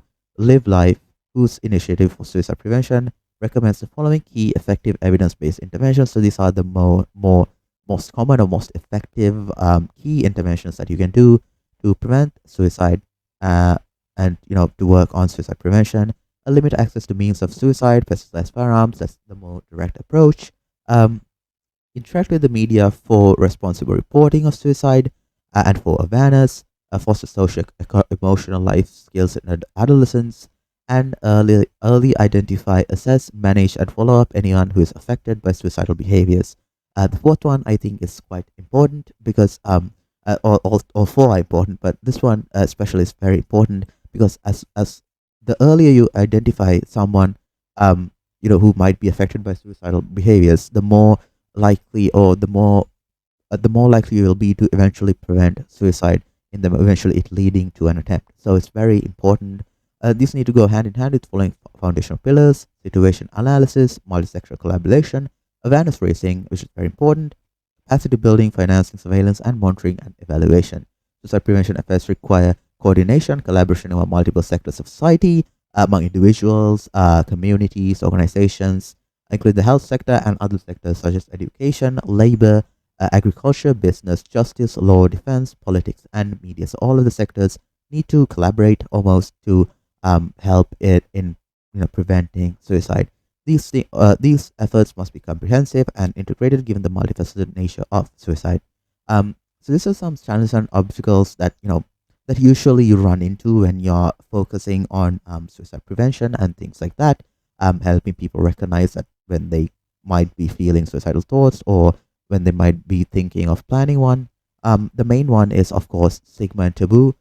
Stigma, particularly surrounding mental disorders and suicide, means many people thinking of taking their own life who have attempted suicide are not seeking help. Now, this one is quite important and it's probably one of the more important challenges, or one of the most important, or the biggest challenge you face when trying to promote openness and trying to promote like freely talking about issues you're having about suicidal thoughts or even depressive thoughts. You know, talking openly about if you're not feeling worth it, or if you're not feeling like your life is valued by anyone else. And the main thing that you run into is stigma and taboo.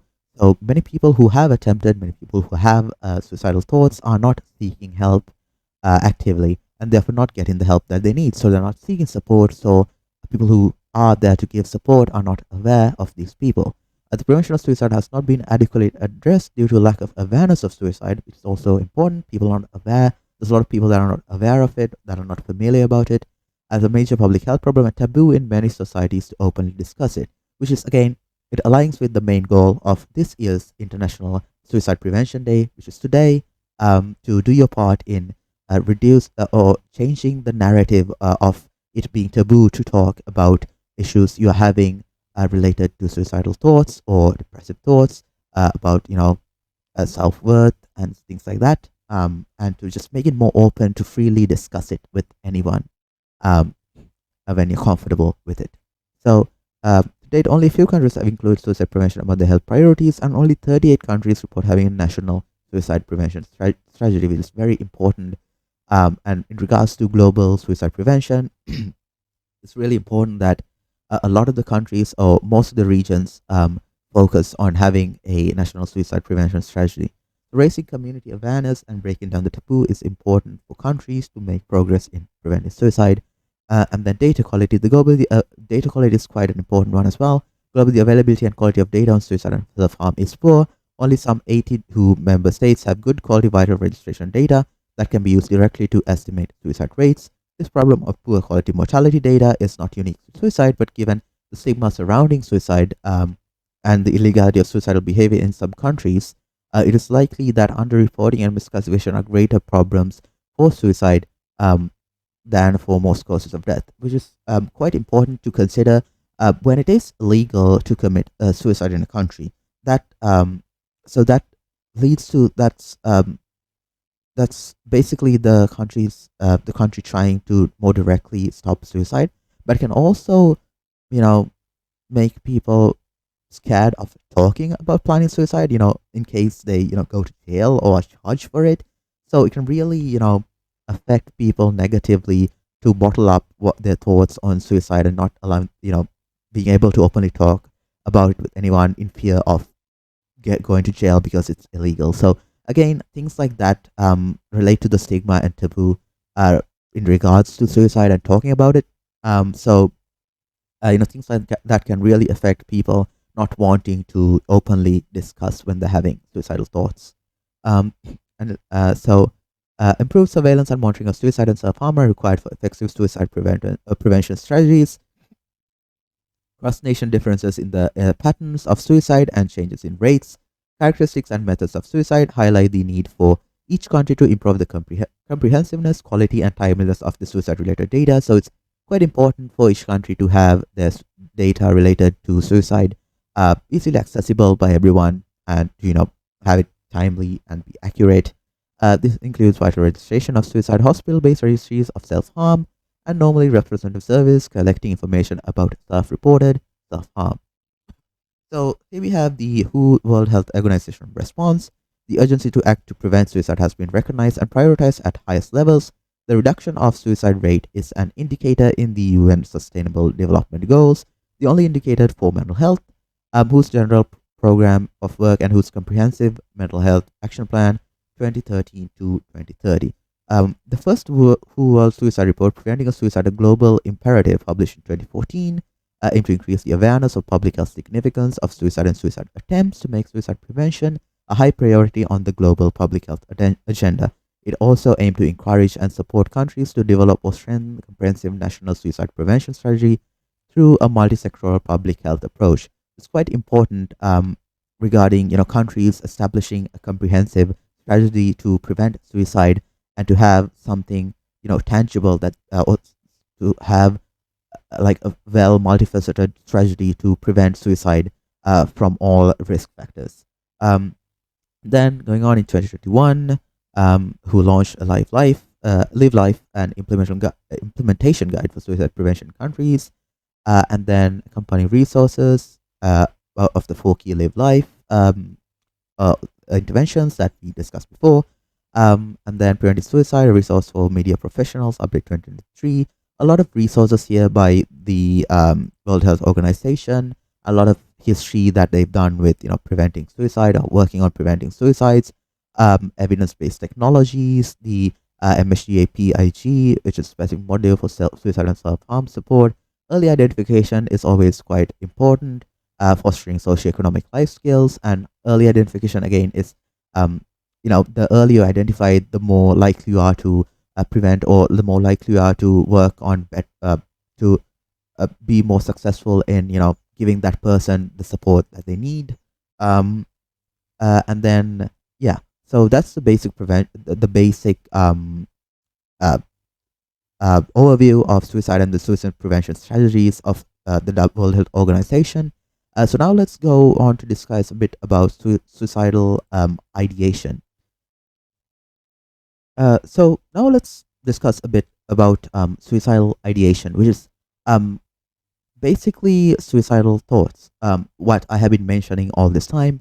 Um, Ideation about suicide, or thoughts about suicide, it can include a lot of things. It can include a lot of aspects, maybe a planning a suicide in more direct or more serious cases, but just sometimes just talking about it, talking about being like, what if I did do it, what if I did plan it, what if I did attempt it, or like just talking about suicide in general, not in a context like this, but talking about committing, or talking about feeling like someone wants to commit suicide or something like that, um, is what suicidal ideation is. So let's look at an article here from Medical News Today about what suicidal ideation is, by Mary West, and let's see what basically suicidal thoughts entail in a person.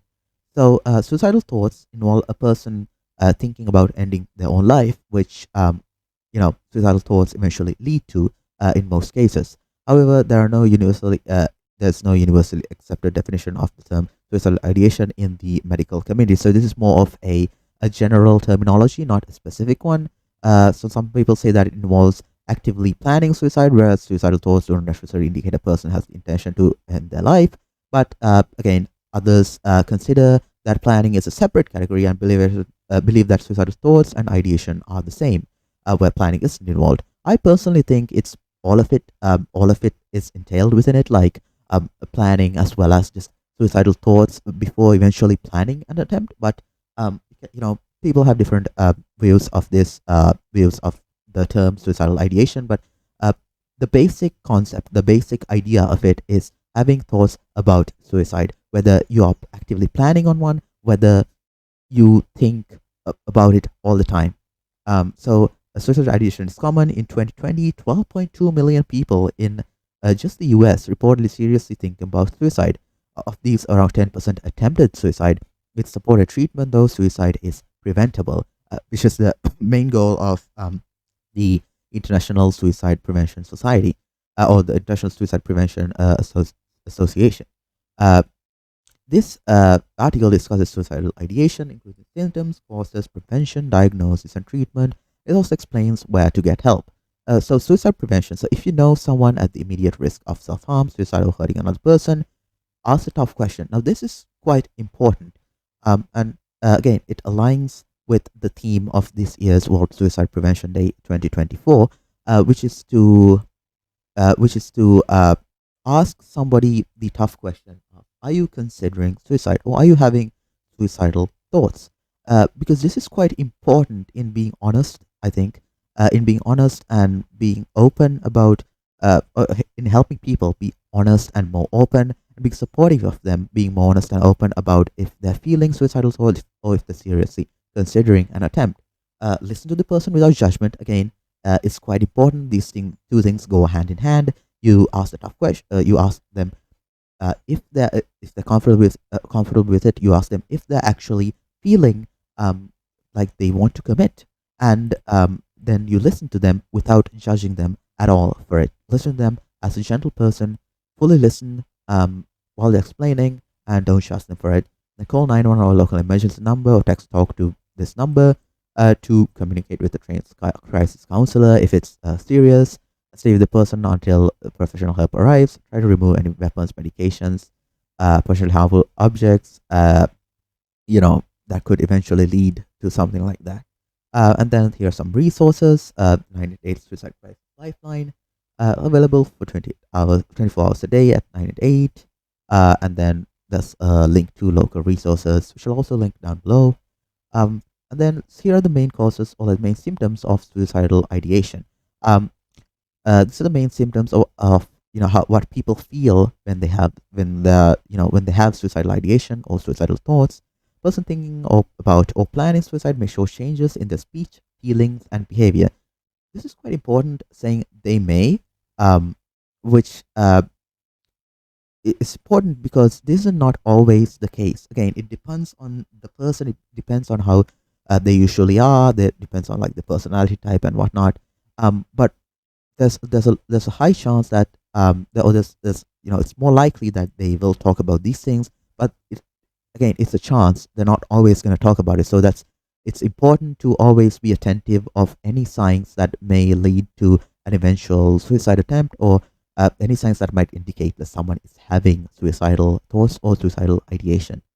So they may talk about the feelings of guilt or shame, more commonly about guilt or shame about themselves, being a burden to others, again, relates to guilt or shame about themselves.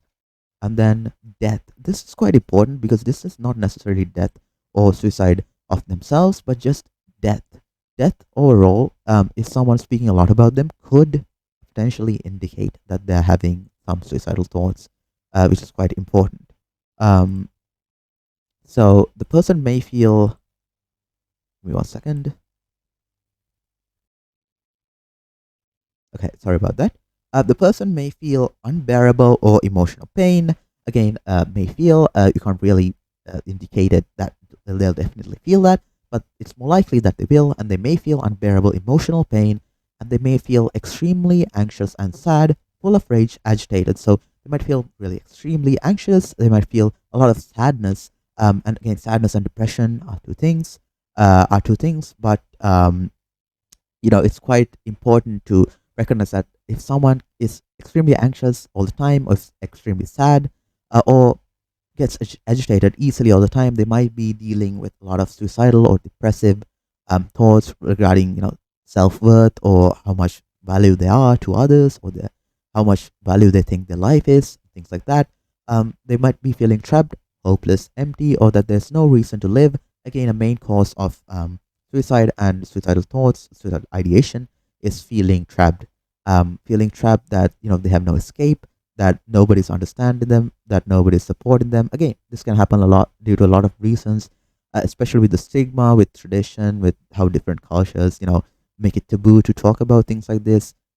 People can, again, bottle up their own emotions, bottle up how they're feeling, bottle up their own suicidal thoughts, and eventually, um, bottle it up so much that they start getting very anxious from it, and then feel trapped, hopeless, empty, because no one's there to listen to them. Again, what we are aiming to break with the World Suicide Prevention Day 2024 from the International Association of Suicide Prevention, and that's one of the main things that this year's Suicide Prevention Day is hoping to break. It's to change the narrative, the usual stigma that's related to talking, related in talks about suicide and suicide prevention, and suicidal thoughts, things like that.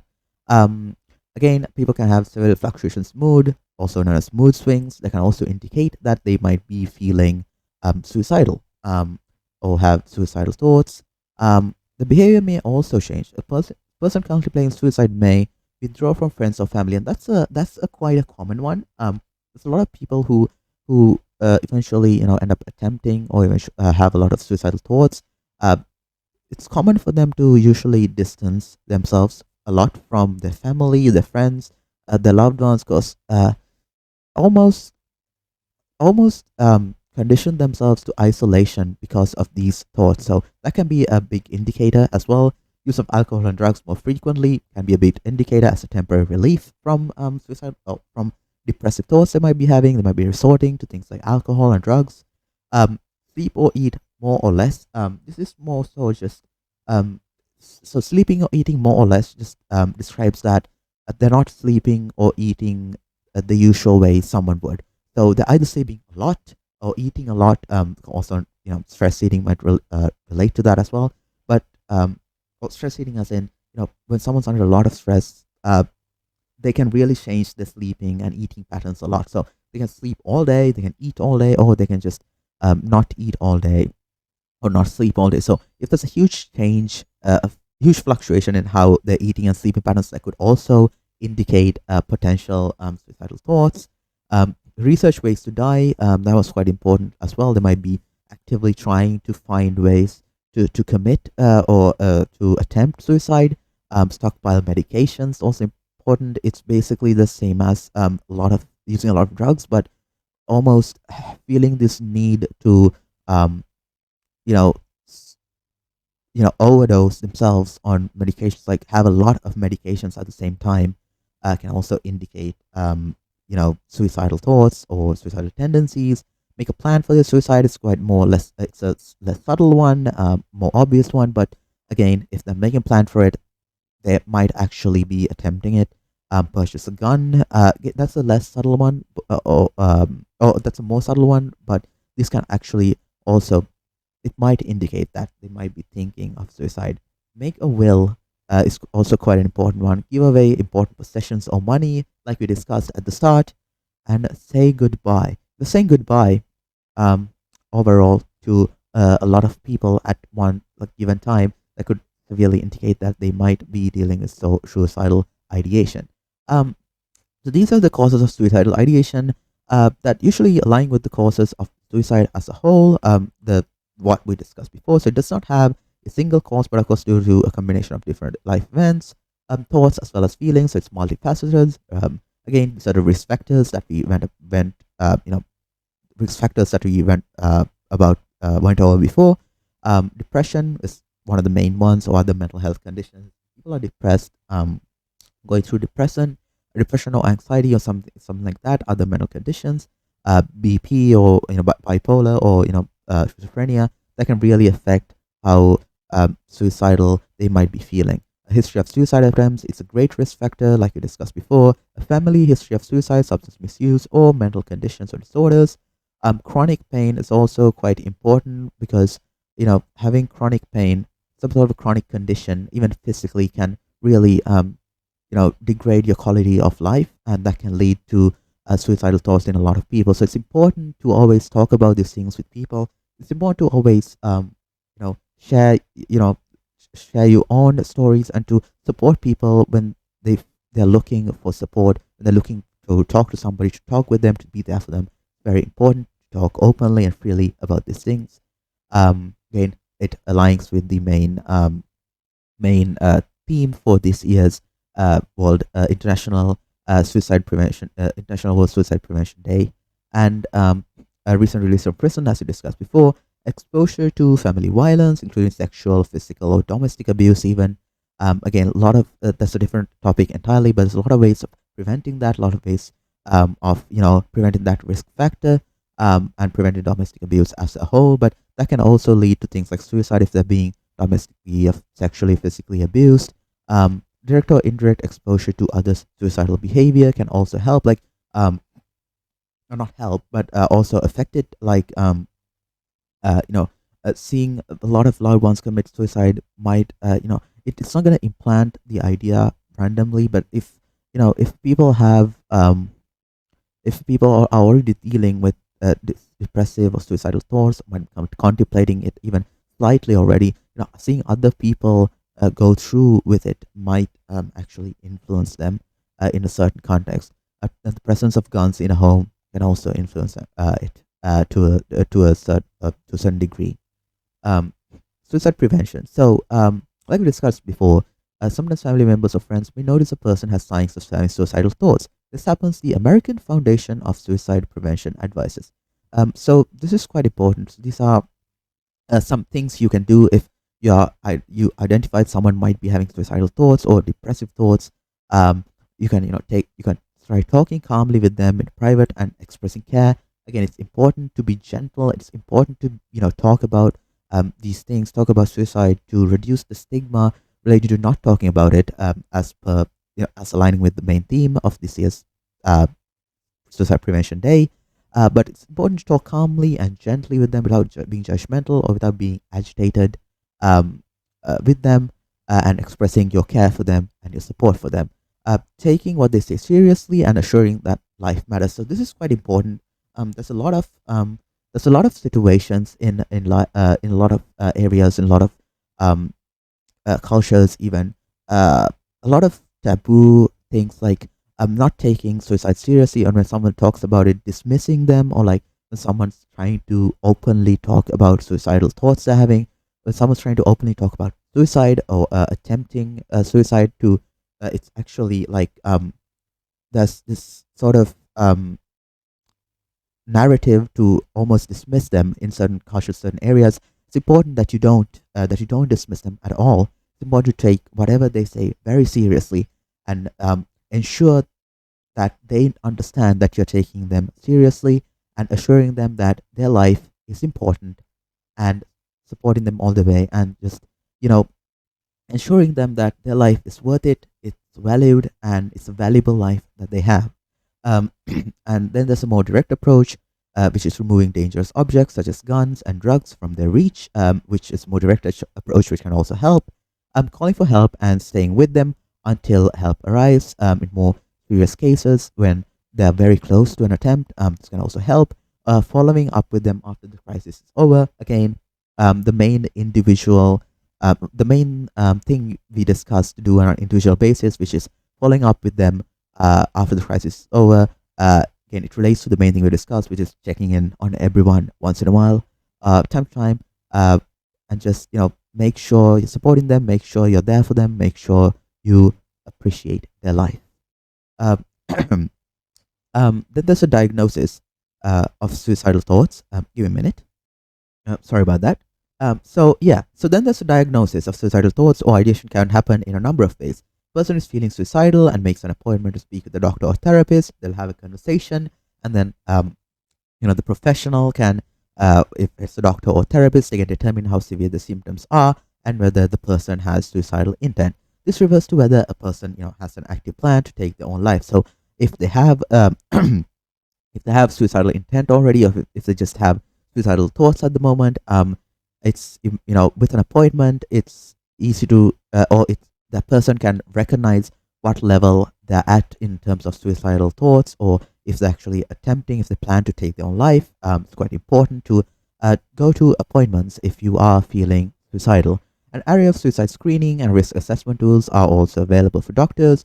However, these tools cannot always predict an imminent risk of suicide accurately, which is quite important, and it relates to the idea of it's different for each person how they may approach suicide, or they may exhibit their exhibit symptoms of feeling of suicidal ideation or suicidal thoughts, and it's different of it's different how uh, each person expresses, or how much each person shares about how they're feeling on like suicidal thoughts, if they're feeling suicidal, if they're attempting suicide. So it's quite important in that regards.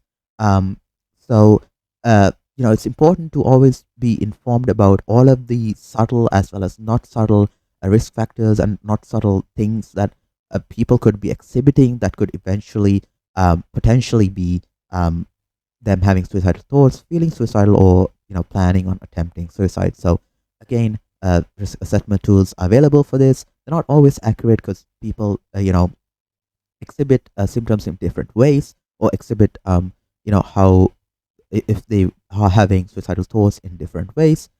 So it's always not going to be fully accurate, but they are there um, to help more, to help like professionals and other people more in understanding when someone is going through suicidal thoughts or suicidal tendencies. Um, for this reason, a face-to-face interview is vital. So a face-to-face interview is actually quite important.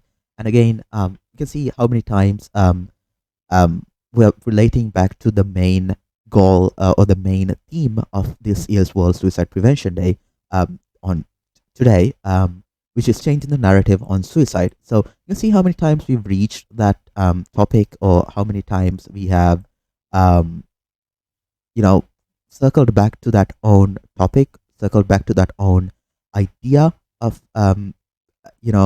change the narrative on making it more accessible, making more open and free to for people to talk about suicide when they're having suicidal tendencies and when they're having suicidal thoughts. You can see how much time we've circled back to that because it's really quite important. And for that face-to-face interview, a face-to-face interview is quite vital. And Dr. Therapist may also spot signs of suicidal thoughts in other situations, such as routine appointments, in like chronic pain, depression, if a person is seriously unwell or maybe in danger to themselves. Diagnosis may take a place in a mental health care center. There's a couple, treatments for suicidal ideation, safety planning.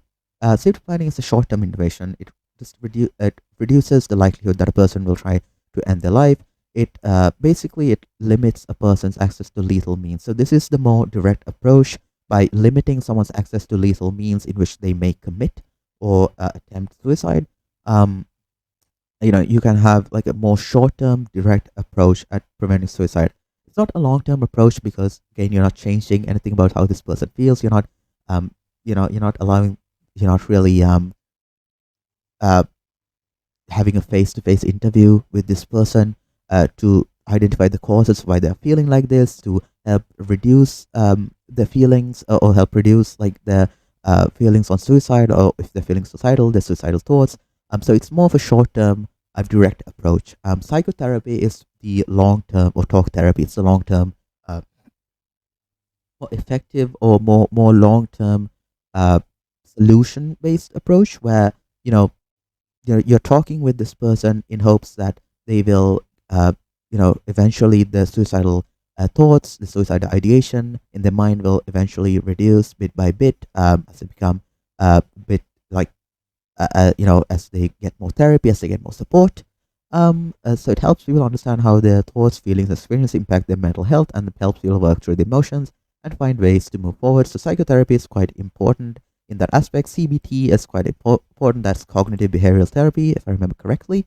It's quite important. So cognitive CBT, it helps people identify and over time replace unhelpful thoughts and reduce them, a negative effect that negatively affect their mood with more balanced realistic alternatives. And there's DBT, which helps introduce individuals to recognize negative thoughts and learn skills that boost coping methods in unsettling situations where they might feel a bit rough. So the specialized version of CBT for people who have experienced trauma and other mental health conditions. And then there's medication. Many people who have suicidal thoughts or suicidal tendencies um, uh, might might also have like a mental health condition. Again, as we discussed before, having a lot of mental health conditions can be risk factors for suicidal tendencies and eventual attempted suicide. So there's a lot of conditions like anxiety, severe anxiety, depression, substance use disorder, um, can help, might lead to a lot of suicidal thoughts or person becoming eventually suicidal. So again, medication to treat these mental health conditions can also help in certain cases. Although it is important to note that seeing a professional therapist or doctor about this is quite important in receiving professional support when you feel like you know you're having suicidal tendencies, and if you feel like you're having a mental condition and it's undiagnosed. It's quite important to diagnose it and seek appropriate support for that. And again, this we can we'll circle we're gonna like this circles back to the main theme, changing the narrative on suicide, which is if you talk more about even mental health disorders that may not even be directly related to suicide. It might eventually help in potentially having this person not get suicidal thoughts in the future. So it's quite important regarding that aspect as well. So there's medication, there's support. People are less likely to take their own life if they're receiving support. And this can be professional support. It can be professional mental health care by healthcare professionals, or it can also and it can also be support from your family, support from your friends, support from your colleagues, your acquaintances. And it's quite important because both these types of support, professional support as well as familial loving support by your friends, both play a vital role in helping prevent suicide, help prevent people from getting suicidal thoughts, help people from feeling suicidal. So yeah, it can really help in that context. And when they stay connected, when you check in on everyone, again rolling back to the individual things we could do from the International Association of Suicide Prevention that we discussed, it can really help. So it can help people turn to focus on things that give their life meaning and purpose, such as looking after a pet as they provide unconditional love, faith as many religions provide sanctity of life, things to look forward to such as wedding, graduation, vacation, long-term plans or goals. So these are quite important because they might seem trivial but they might seem trivial at like face value, but when you really think about it, things like looking after a pet, things like faith in a religion, things like things to things to look forward to, long-term plans and goals can really help people feeling like their life is valued in a way. So it's quite important, both in like spiritual, religious context as well as you know, uh, psychosocial, psychotherapy based context, or just um, like it's important in both in all aspects for people to have something to look forward to have, to feel like they're worth something, feel like they can provide their value to something. It's quite important. So yeah. So then this where to get help. So if a person is having thoughts of suicide, it's critically important to get help as soon as possible. And then here are some crisis hotlines. I will make sure to link them down below. Here are some crisis, suicide, and crisis hotlines or lifelines, crisis tech lines, veteran crisis lines, and the Trevor Project, which is a crisis line for LGBTQIA plus people of the LGBTQIA plus community, especially young teens. Again, a lot of organizations that are working on preventing suicide in people of all ages, people of all cultures, of all religions, of all, coming from everywhere. There's a lot of places you could visit too: Suicide Prevention Resource Center, National Action Alliance for Suicide Prevention, and Zero Suicide. Again, these are some websites that you could go to if you want to learn more about suicide and how to prevent it. Um, then there are some statistics. So suicide was the cause of 45,000 or 46,000, very close to 46,000, 45,979 deaths in the US in 2020 alone. That's one death every 11 minutes. In the same year, approximately 12.2 million people in the country had suicidal thoughts, and 1.2 million people attempted it, which is very important, or which is very important to pay attention to how many people attempted, because sometimes you only hear about people actually passing away from suicide, that you don't really see how many times people attempt it, or how many people even have suicidal thoughts before getting to the attempting stage. So there's a lot of people who go through with it to the attempting stage, but there's a lot of people who also get a lot of suicidal thoughts as well. So it's a major issue. It's a huge issue, and the more we talk about it, the more we reduce the stigma of not talking about it, and the more we talk about it in more open and free context, the more we can help, reduce, the more we can help reduce suicidal thoughts and suicidal tendencies in people who might be having them. So, as a summary, again, suicidal ideation is when a person is thinking of ending their own life. Some people use them interchangeably with suicidal thoughts. Signs a person may be thinking about suicide include changes in their behavior and mood. Like we discussed, they may appear to be making plans for their death, giving money or possessions away. It is preventable. Suicide is very preventable as long as we are open to talking about it. So as long as we are open to helping people get support from healthcare professionals as well as loved ones, and help people feel not isolated, and more direct approaches as well as uh, uh, approaches as well, like preventing them from gaining access to dangerous objects or dangerous places. Treatment may involve combination of safety, planning, therapy, and medications. If a loved one is experiencing suicidal ideation, taking them serious and getting immediate help is vital and very important. So next, I just want to go over quickly go some of the statistics to show that suicide has been a major problem globally, as well as on a country by to country basis, and how much it has affected the population, how much it has affected which groups of the population it has specifically affected, and how much it has increased or decreased over time for specific countries, and just give an overall idea of the statistics of the situation. So there's not a lot of graphs for like global yearly representation of suicide rates. So I'll discuss the main one for the United States from 2001 to 2021.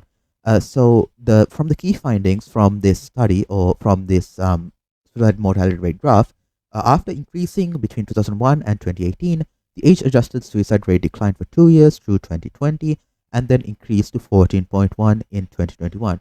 So this is quite interesting. It didn't have a huge drop in after 2018. It had like a zero point 0.7 drop, and then it went back to 14.1 in 2021.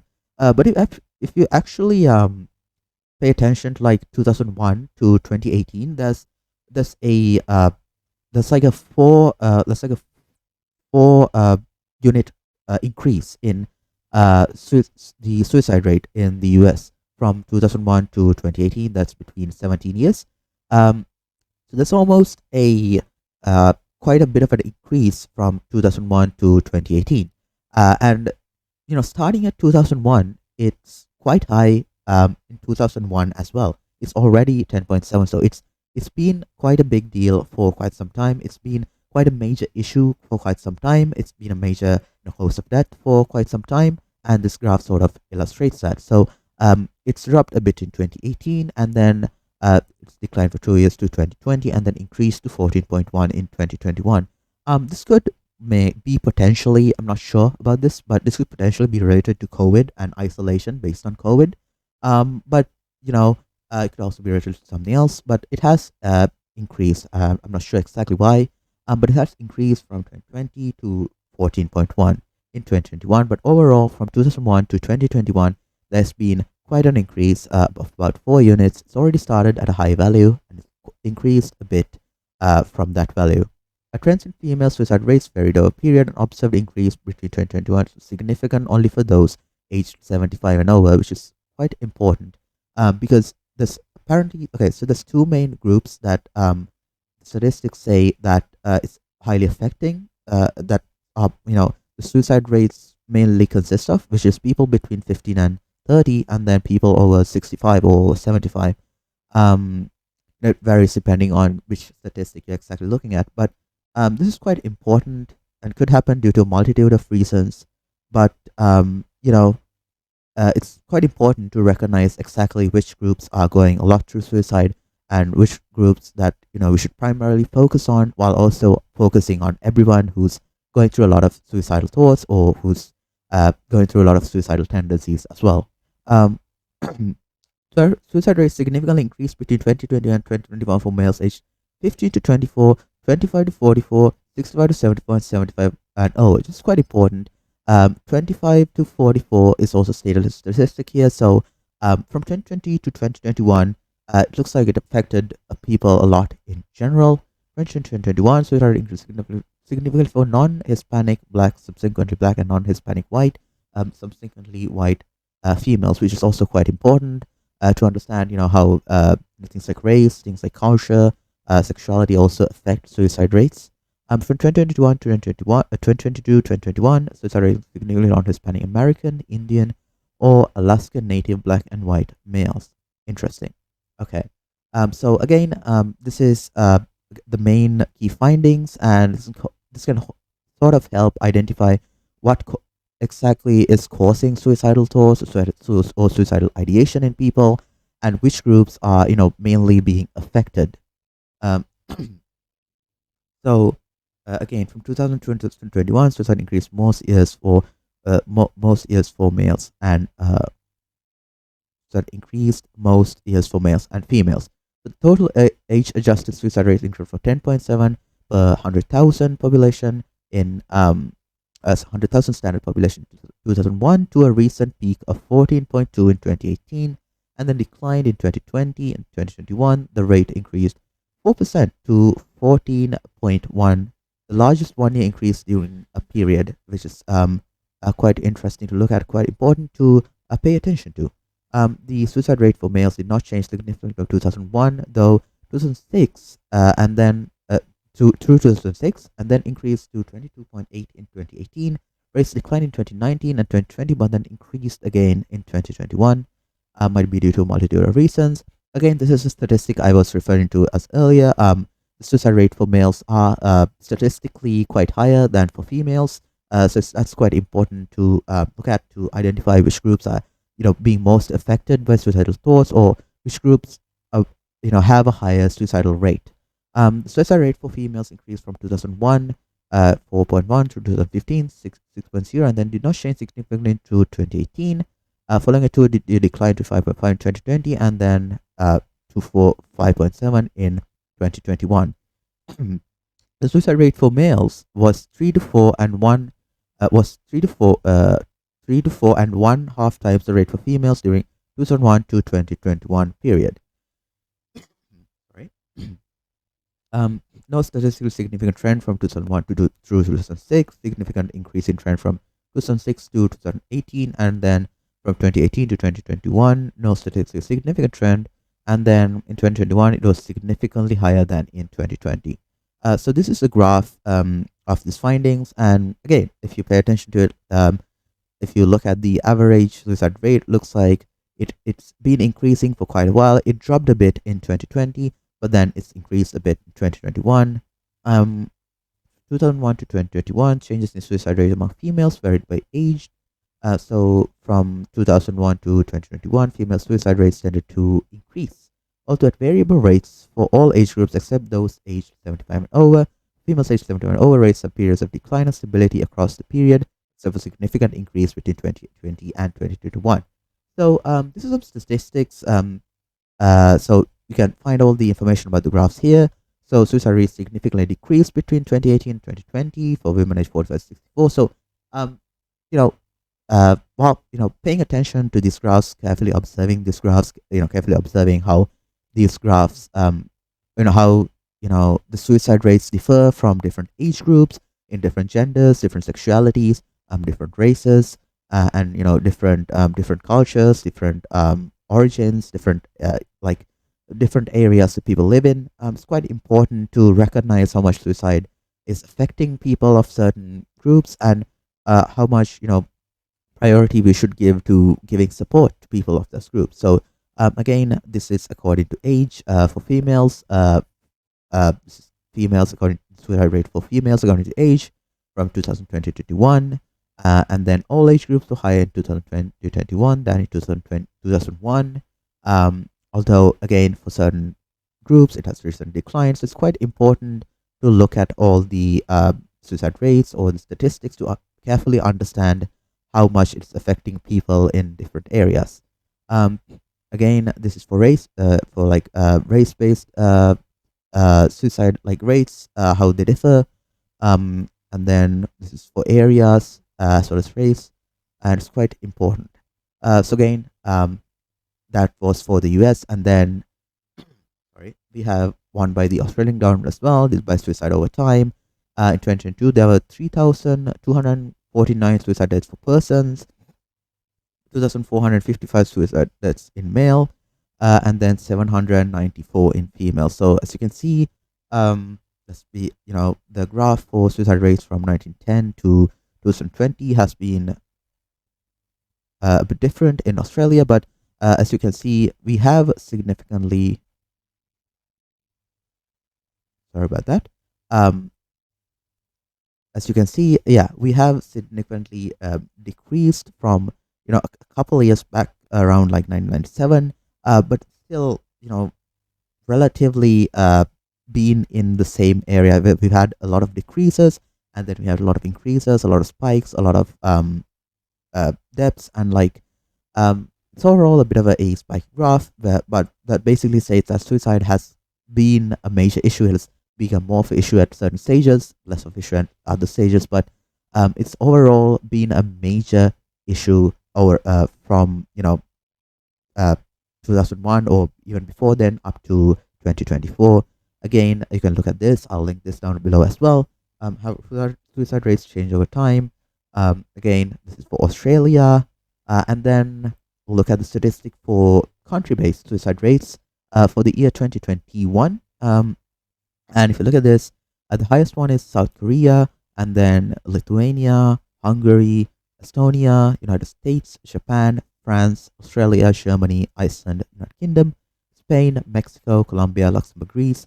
And again, this suicide rate is also, aligns with all of the statistics we've seen before. All three of these sites align with the statistics for, the suicide rate for males being slightly higher, and then for, certain age groups, 15 to 30, 65 and 75 plus, it being higher in most cases. So again, if you look at all of these statistics, all of these kind of age, all of these groups based on different criteria, you can sort of identify where it's mostly affecting people, and which groups are like have high suicide rates, and how you can support people and how you can show your support to these groups to make a better world where there's a lot less suicide and or no suicide at all.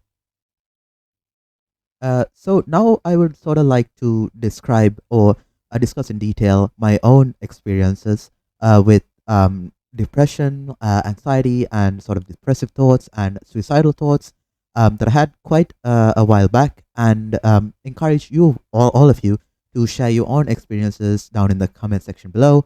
As I said, as at the start of the video, I want to use the comment section of this video as almost a log for how you're doing, what you've gone through, what you have for other people, what you want to tell other people of, if you have gone through things like suicidal thoughts or even attempted suicide, or, have had depressive thoughts in whatever capacity, whatever you want to, tell people, uh, you know, to tell people about your own experiences, to share your own experience, to share what you've gone through, to share what you have been through or what you may be going through, right now.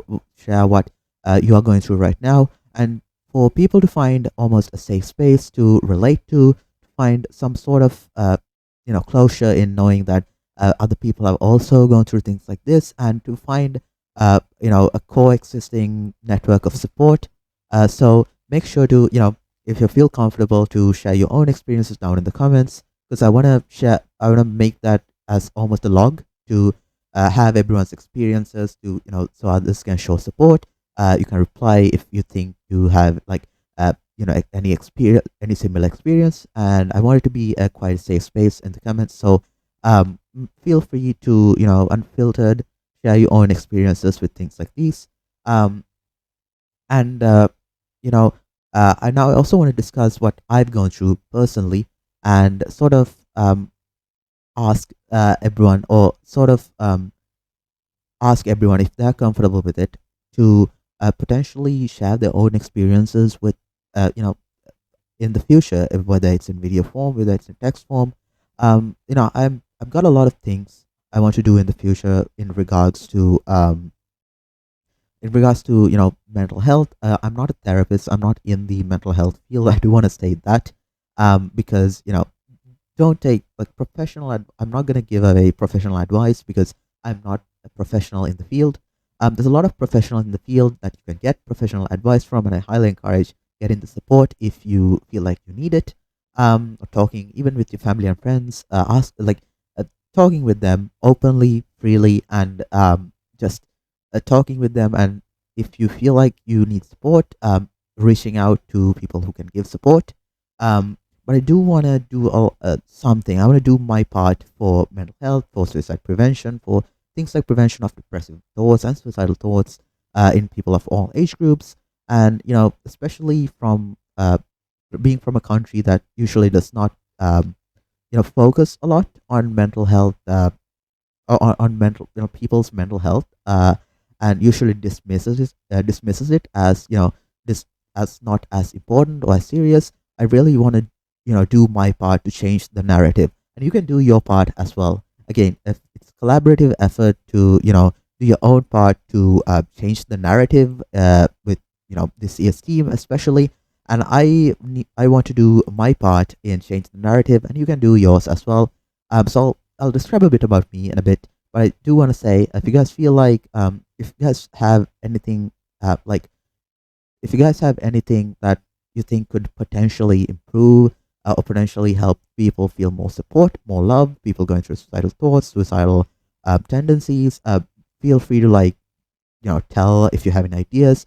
There's a couple ideas I want to try in the future to, better make a better network for people to be more open with their mental health. And again, those are some goals I have personally. But I do want to encourage everyone to share the experiences down in the comments. And, talk with everyone and share this network of support to fully change the narrative on suicide and suicidal thoughts that currently exist mostly in a lot of in you know mainly in society. Okay, so I'll start by sharing my own experience. Um, so I'm Wat. I am 19. I go by Wat online. I'm 19 and I live in Sri Lanka. So my own experience was quite a while ago, back in 2021, so around 3 years ago, was when it started. So as Sri Lankans, people in Sri Lanka have to mainly write two exams. One of them is optional, but for their basic education, they mainly have to write two like after high school, two main exams. Um, so I was doing the first of these exams. I was studying for the first of these exams, and I had to write that in 2021, in around February, I think. So around February 2021, I start studying. Really studying for this exam, and I start getting tics. Now, if you don't know what tics are spasms in like muscles. So they're like muscular spasms where the muscle kind of twitches, without it sometimes twitches uncontrollably, and it does it without you sending any signals for it to twitch. So it does it automatically, and that's what a tic is. Um, and there can also be vocal tics where you walk either your vocal cord spasm, or there's a false signal in your motor neurons that basically send false signals to for you to say things that you don't want to say. And then muscular tics are pretty much the same, where you do movements that you don't want to do involuntarily. So I started getting a bit of tics back in February. um, so then I wrote the exam. I wrote it quite well. I didn't really think much about the ticks. I knew I had gotten ticks back in sixth grade for like a couple months, but then they eventually disappeared, and I never got them again until that time. So I didn't think much about it. I wrote the exam, and then in April, I actually had to move houses for a bit due to some issues that happened, and that gave me a bit of trauma. That gave me a bit of like a sudden move from one house to another. Gave me a bit of trauma, or a bit of uncertainty about the future, mainly because I didn't know if I could go back to the current house I'm at, back to the house I was living in before. And by that point, I had lived in this certain house. I'm back at this house now, but I have lived at this certain house for 16 years. So 16 years of my life, all 16 years of my life, I was 16 at the time. So all 16 years of my life, I uh, I had lived in this house. So moving to a different house without, while being very uncertain if I could move back in here, gave me a bit of trauma. And that was only sort of the start, which I think with a lot of people's journeys, that's usually a start. There's usually like a point that a lot of it starts, and then it eventually, gets gradually worse and worse. So yeah, so I got a bit of a trauma from that. But then eventually I start the school course, or school semester, for the secondary exam, which is the semester itself, or the entire kind of it's not a degree, it's before uni, but the entire period of that course is 2 years, or 2.5 years. So I started back around or May or August 2021. So I continue it. I eventually get a bit better. I don't feel as bad anymore. Still a bit of trauma. There's still a bit of uncertainty, and I don't feel the best because I'm uncertain about like if I'm going to going to be able to go back to this house, or you know, if I don't really have anywhere specifically to stay in that house because you know I don't usually live there. So I was in the living room for most of the time while working, and I don't know, it was a bit stressful, but it was fine. It's not that bad. Um, but then eventually, around around around August, or no, a bit after, like around the end of the month, or the end of the year, I started getting the ticks again. So the ticks eventually disappeared. Like the ticks eventually got a bit low and gradually decreased up to like August, and then or like up to like July, August, and then eventually I got them again, and this time in a much worse degree. There was a lot of ticks. I didn't get any vocal ticks, just muscular ticks, but I got a lot of them. I still have still have it to a certain degree, but it was much worse. Everything was twitching, and I didn't know why. Maybe it was from that trauma from before. Maybe it was from some sort of stress. Not really sure why. Um, So then what happened was I started looking for meds. So then I go to a doctor and then I get meds for this. And what I found out later was it was quite a strong med. It was quite a strong medicine.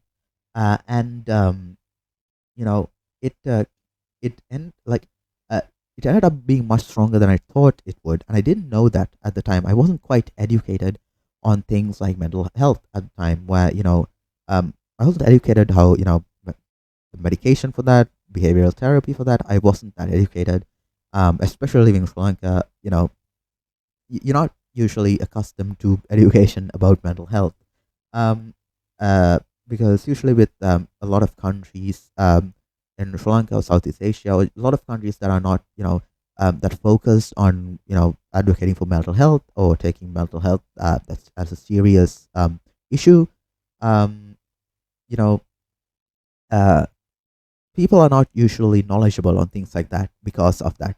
That can lead to a variety of problems. It can basically make a feedback loop of people not being ignorant about issues about about mental health, and then feedback loop of others being ignorant because of those people, something like that.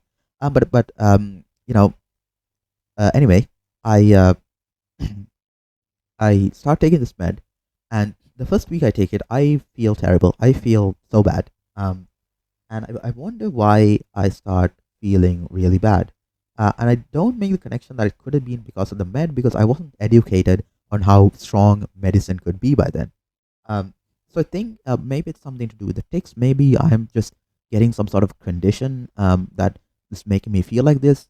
Um, but I start, right? But I start experiencing a lot of like physical not pain but physical tired. Like I start getting really tired very fast. Like I would stay awake 1 or 2 hours a day, and then I would get really tired very very fast. And then I would also get very mentally tired. I wouldn't be able to think, I wouldn't be able to do things. And I was wondering why. And later we found out it actually turned out to be because it was way too strong of a medication in that context, for what I had. But it was an effective medication for ticks. It was just, for ticks, it wasn't. It was an effective medication. What I had, it just had way too many side effects, and that made me feel not that good. So I don't realize this for a surprising amount of time. I think that's why it's important to talk to multiple people and to make it more open.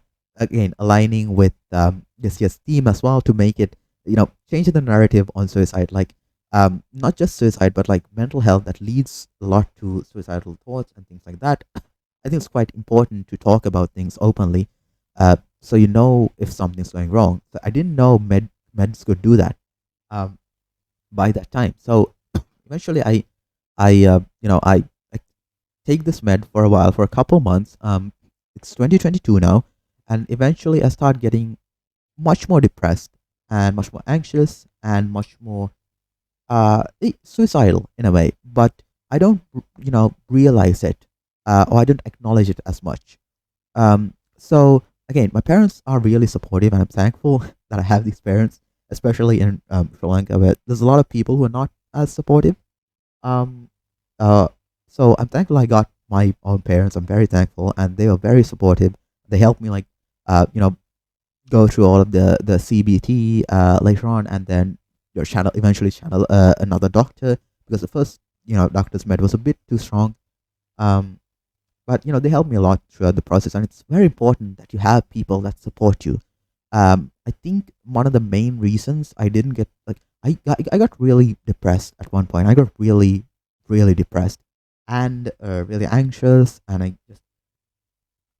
just got I just didn't feel that good, mainly because the med was sort of ruining my life in a way.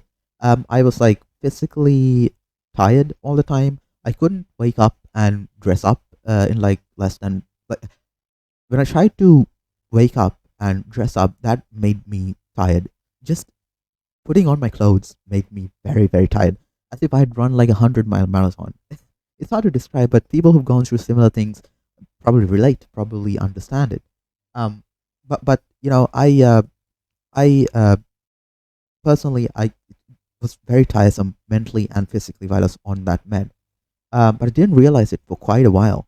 But uh, I'm glad to have my parents because and my friends because they were very supportive of it, and they even gave like you know talked about to me about it freely. I talked to them a lot about it freely. I talked to my parents a lot about it freely, my friends a lot about it freely, and I'm glad I had that because in a case where someone doesn't feel comfortable enough to talk to another person about it, um it can really lead to a lot of bottling up of the emotions, a lot of all these emotions getting stuck in your head, getting engulfed in your head, and then eventually leading to suicidal thoughts or suicide. Uh, so uh, so around July 2022, I'm quite depressed and quite anxious. I don't want to go out even. I'm sleeping like 20 hours a day. I'm staying awake for like 4 hours or 21 hours and staying awake for 3 hours.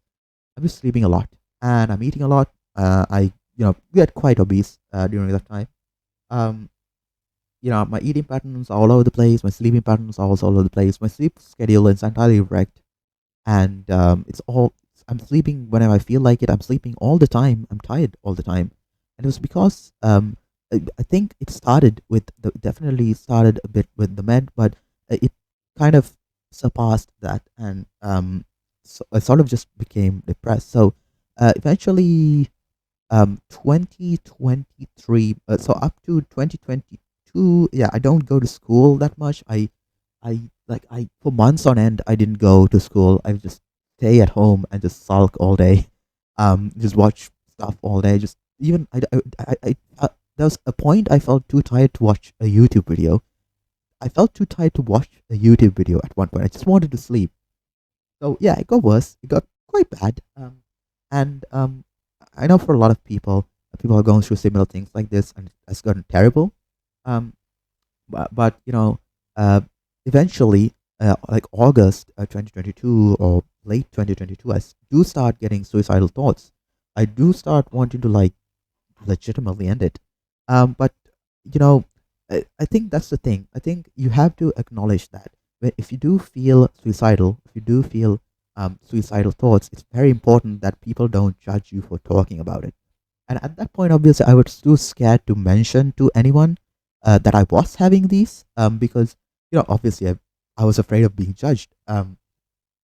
And especially in a country that's not that focused on mental health, usually people are much more judgmental when you say things like that. So I'm glad my own family and my own friends are great, but there's a lot of people that aren't. So I was quite scared of to say anything to anyone about suicidal thoughts or wanting to commit suicide. Or I didn't get to a point of planning or wanting to actually commit suicide, but I did get a lot of suicidal thoughts.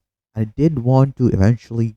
I felt like ending it. I feel like I was not worth it at all. I felt like I was. I felt like I was. I felt like I was not worth anything. Like I had no one to talk to. I had people to talk to. I just felt like I had no one to talk to. It's hard to describe sometimes. And again, that's the main part of you know reducing the stigma around not talking about it, because when you talk about it more, you can actually discuss about it more and understand how these things actually happen. So yeah, then eventually 2023 March, I go to a new doctor. I get much better meds. I stopped having the previous med. Eventually we find out it was for people with dementia, and the main purpose of the med is to reduce muscle activity and reduce body activity, which was why um, I was like feeling very terrible. It was because I was physically that was the med doing that. The med was making me feel terrible, and for someone with an active mind at 16, that the reason it made me feel that bad was because you know at 16 you have an active mind, right? You have a mind that wants to do a lot of stuff. uh, I don't think the dementia med worked for that quite well, because the purpose of that is for like for people with dementia and for people who are usually bedridden, or like usually just in their bed most of the time, to almost bring uh some sort of closure to them, some sort of you know stop limit thinking a bit so they don't eventually get suicidal. Um, and I don't know if that's effective solution or not. That's a different argument on its own. But the main focus of that med, I later found out, was to prevent people from thinking about stuff too much, especially when they have dementia or they have some sort of condition that makes them not able to move around or you know engage socially a lot. I still think engaging socially is a much better and effective way of feeling more happy or worth about yourself. But yeah, that was the purpose of that med. But yeah, eventually I stopped it. I switched to a different med up until like December or January 2024, or like not 20, yeah, up until like December or not December, around August 2023. I eventually, like, I still had suicidal thoughts, but then eventually they turned to depressive thoughts, and then eventually just to negative thoughts, and eventually they reduced over time, up to like by the time I was studying for the second exam, around November or December 2023, those thoughts had basically reduced a lot. I still had them.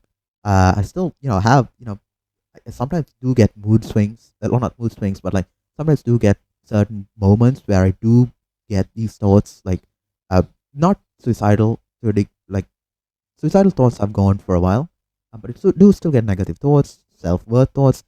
People get them. People, insecurities get the best of people sometimes, and sometimes, it's not even related to insecurities. Sometimes it's just, you know, whenever you're having, hanging out with people and you feel like you're not being acknowledged, that can also lead to negative thoughts or thoughts that you might not be worth it. And eventually these can lead to suicidal thoughts. But I do have those thoughts every once in a while now, but I'm much better now, much happier. And it got really bad. It got really bad, but eventually it decreased. And then by 2024 January, I was doing much better, and then up to now, for the past 8 months, I've been doing quite well. I started uni, and that's been very fun. I reconnected a lot with old friends. I've had a lot of fun, and I've basically refound the joy in life. And that's the main part of getting out of a depressive state. For a lot of people, it's finding the joy in life. If you watch the movie A Silent Life, that's actually basically that's more of like that's the main setting of the movie. It's about finding the joy in life. It's a really good movie if you haven't watched it. A Silent Voice, I think. Um, but no, I basically found that it's worth living. It's amazing to live, and it's important to talk about things like these in openly, freely. Like I did now. Like it's important to talk about what you're feeling and not bottle it up. And the major part of this year's International Suicide Prevention Day is to allow people to speak about these things and change the current narrative that exists about this. That's my story. Would like to tell that if you do have any similar experiences, please share them down in the comments. And if you'd like to, again, I do want to do a couple more things in the future. So if you'd like to, like, I do want to do things related to mental health awareness. I do have this dream of having a non-profit mental health, especially mainly for Sri Lanka, because Sri Lanka doesn't really have that many good. It does have mental health services, but not like really effective ones. There are a couple good ones, and I appreciate a lot what they're doing. But I do feel like I do want to start a non-profit at some point. I do. That's a dream of mine to start a non-profit uh, at some point to help. Again, the more organizations there are, the better. The more places you can reach, the more places you can easily access support. Um, I do think a lot of the ones are quite good. They're amazing. But I think I could you could make it a bit more effective by adding a lot more things, a lot of a lot more experiences of a lot of people. So yeah, if you do have any experiences, be feel free to share them down in the comments, unfiltered, and if you feel if you have similar experiences to people in the comments, feel free to share those experiences as well. And yeah, if you guys have any ideas of how I could how we as a community could you know ev- potentially help reach or better this goal or better this theme of this year's World Suicide Prevention Day 2024 today. of changing the narrative of suicide, feel free to comment them down below as well. And you know, I'm gonna summarize this in a bit. Exactly. So people who might not want to watch the entire long video, it's quite a long video. But people who might not want to watch the entire video can basically get the key points. But before that, I do want to say, um, share this with as many people as you can, with as many people as you know, as many people as you have reached to, because I do want to get this out to as many people as possible, especially people who might be feeling alone today, might be feeling not loved today, not supported, to know that we are always here for them. We are, there's always people that will support you. There's people who are looking out for you, and your life is definitely valued and worth it. So feel free to, make sure, if you guys can, to share it with anyone, share it with as much people as you can. And then, yeah, uh, that's pretty much what I want to discuss. I will summarize it now, just for everyone who might not want to watch the entire video, or like the entire long video, because it did turn out to be quite long. But yeah, that's pretty much what I want to say. I'll summarize it and then we'll end the video. And yeah, hopefully this gave you something, gave a bit of insight and gave you a bit of closure if you had an experience like that. And yeah, I'll summarize it now. One more thing before we go to the summary section, which I forgot about. The Cycle Around the Globe 2024 is an initiative by the International Association of Suicide Prevention, where, so again, this is the basic overview we learned before. Each year, 700,000 people take their own life on average, and suicide, for every suicide, there are many more people who attempt suicide. A prior suicide attempt is an important risk factor of suicide in general population. Billions of people suffer intense grief or otherwise profoundly impacted by suicidal behaviors. So, so what is Cycle Around the Globe? So Cycle Around the Globe is actually IASP's World Suicide Prevention Day event. So it's basically a cycling event where you sort of promote, or where you spread awareness on suicide prevention, and people, basically we're recognizing how when people get suicidal thoughts, giving them support.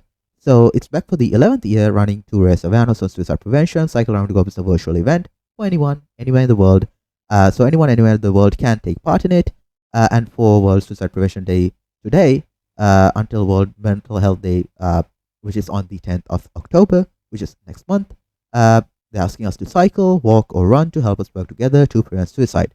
Our goal is to enable global participation, which is why the event is entirely free to join, and fundraising is optional. So if you guys want, you can fundraise too via events, via cycling, or walking or running. Why you should here's some a reason why you should participate. IASP, again, as I said before, is the main international body and leading global effort for suicide prevention. World Suicide Prevention Day and the month-long period up to World Mental Health Day, the primary opportunity throughout the year to raise awareness, encourage understanding, and share experiences through open and supportive discussions around suicide. By encouraging, understanding, reaching, and sharing experiences, we want to give people the confidence to take action. To prevent suicide requires us to become a beacon of light to those in pain. You can be the light. Anyone can. So if you guys want, please, feel free to take part in this event to raise awareness. If you're able to, you can register here, and you can cycle, you can run, you can just walk to spread awareness throughout the globe. So this is the 11th year doing this, and this is the main event, or one of the main events. And October is World Mental Health Day. Again, September is World Suicide Prevention Day. October is World Suicide Prevention Month, and October is World Suicide on October falls World Mental Health Day.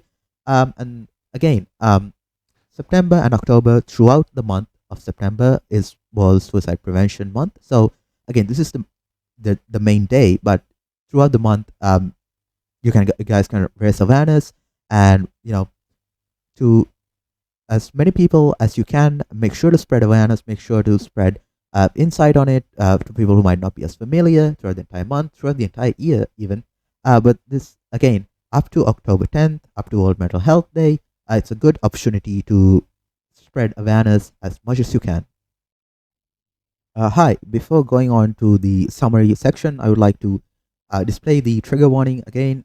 Big trigger warning. We're going to be talking about deep, heavy, and really deep and heavy topics here. We're not going to go into as much detail in the summary section, but the topics will still be quite deep and quite heavy. So if you feel like it would be triggering for you, if you feel like you would not be that comfortable um, watching it or listening to it, feel free to not watch it. Don't feel obligated to. And yeah, please proceed with caution. This is another trigger warning for the summary section, since some of you might have come here directly.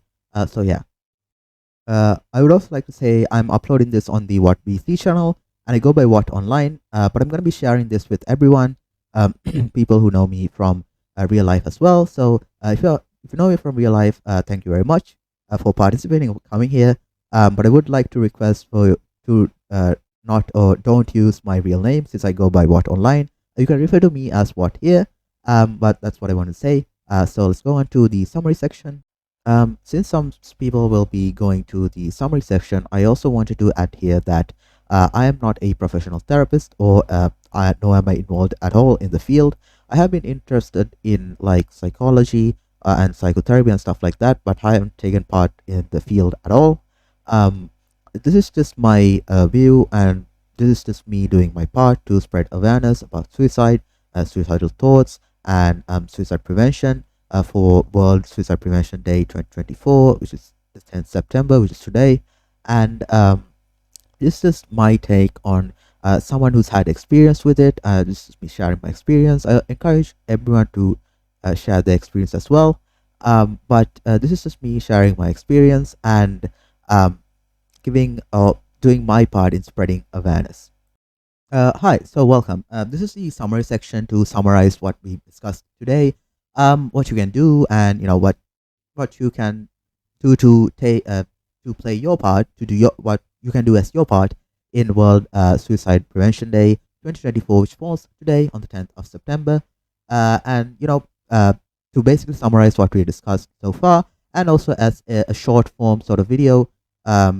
But we're not going to be going into too much detail in this section. We're just going to summarize, but a short form of short short version of what we described so far, because the video did turn out quite long, longer than expected. But yes, so again, we'll go over everything quite fast. So today is World Suicide Prevention Day 2024, which was on the 10th of September, usually every year. And the main theme for this year's World Suicide Prevention Day is changing the narrative on suicide. So, as you might know, suicide is a major public health challenge with more than 700,000 deaths each year globally. Each suicide has far-reaching social, emotional, and economic consequences, and deeply affects individuals and communities worldwide. So, suicide it's one of those, it's a main issue that like mainly impact a lot of people worldwide in a lot of aspects, socially, emotionally, economically. And then there's 700,000 deaths each year on average due to suicide.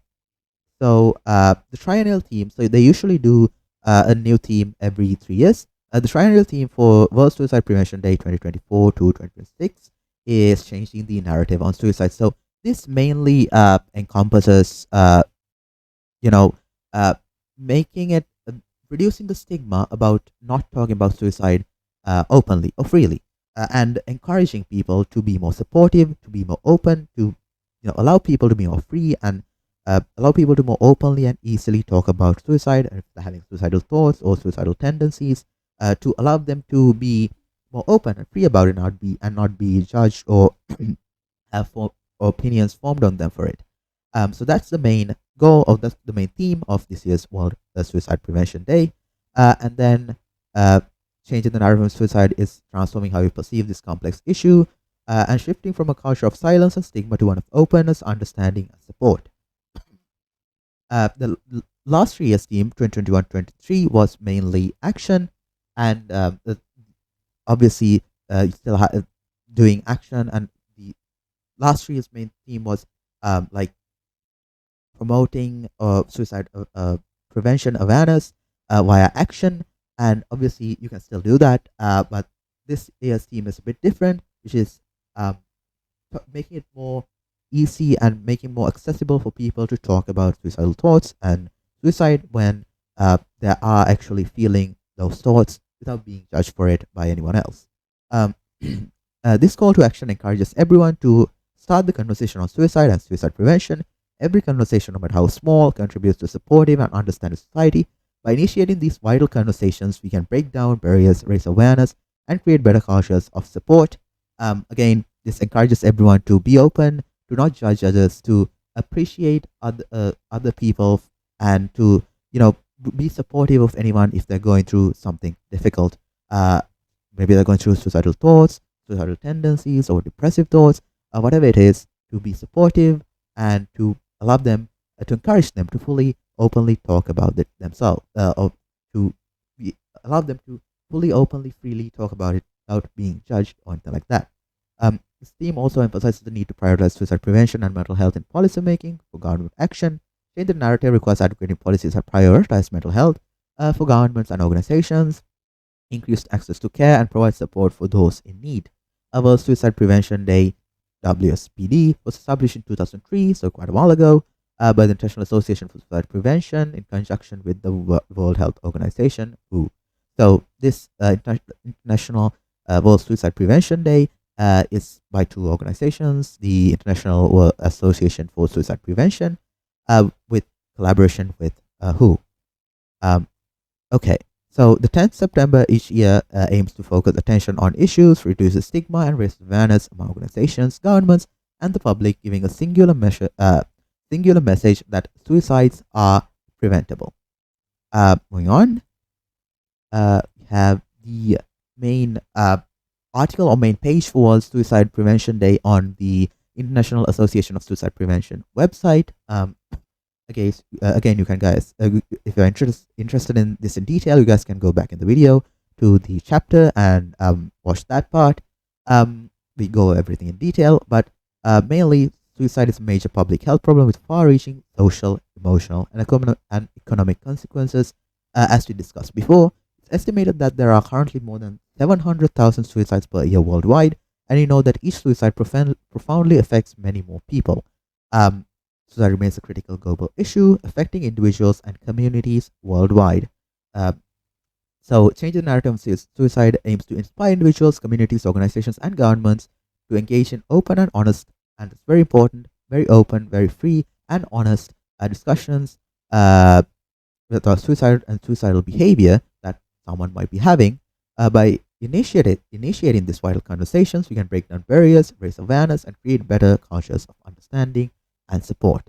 So you can look at the theme, resources, and events.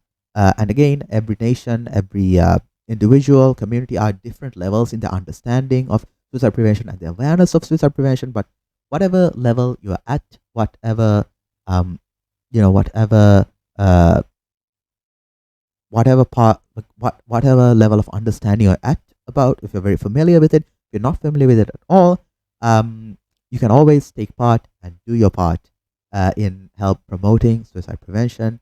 They have a range of activities, and then there's some things they recommend for individuals, for communities, for organizations, and for governments to do to help promote, to help reduce suicides and to help promote more supportive and open discussions about suicide and suicidal thoughts. So we'll quickly take a look at each one of these. So the main tasks or the main goals they describe for individuals to do to help in making a less stigmatized, more open society to talking about these things like suicide and suicidal thoughts is to always check in with loved ones. Again, taking some time to reach out to someone, even if they're not a loved one, even if they're a stranger, can always help them feel much better about themselves and can always can if they're having issues with like suicidal thoughts of self-worth and that they're not worth it to anyone, that they're not worth to anyone, or that they're not, their life is not valuable, checking in with them and telling them that they're loved and they're supported can always help them, can greatly help them much more than you can think sometimes. So make sure to always do that. keep informed on like awareness about uh, suicide prevention and methods you can prevent it, causes of it. We discussed that before. You can guys can take a look. Um, Share your story, share your own experiences, so people can relate to that. People can feel like they're not alone. People can feel like people can feel like they're supported, they're loved, and advocate for mental health awareness whenever you can.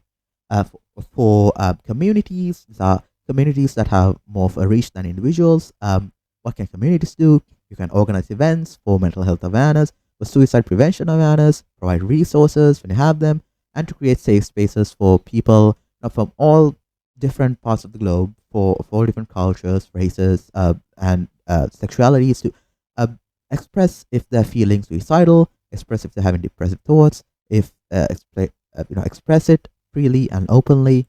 Um, and then for organizations, training and education, you can train and education your employees if it's a financial organization on like mental health awareness, and then promote supportive workplaces with giving enough resources for employee mental health, flexible working hours, working arrangements, and to corporate social responsibility fund charities, nonprofit organizations, and other organizations focused on improving mental health and checking in on people's mental health and reducing suicide prevention can really help. Um, and then for governments, what governments can do at a government level at and a bigger reach, policy development. They can develop policies, funding, and resources. They can, work on funding and giving resources to people, funding mental health organizations, and public awareness campaigns at a higher reach. And then we discuss what the International Association for Suicide Prevention mainly does. So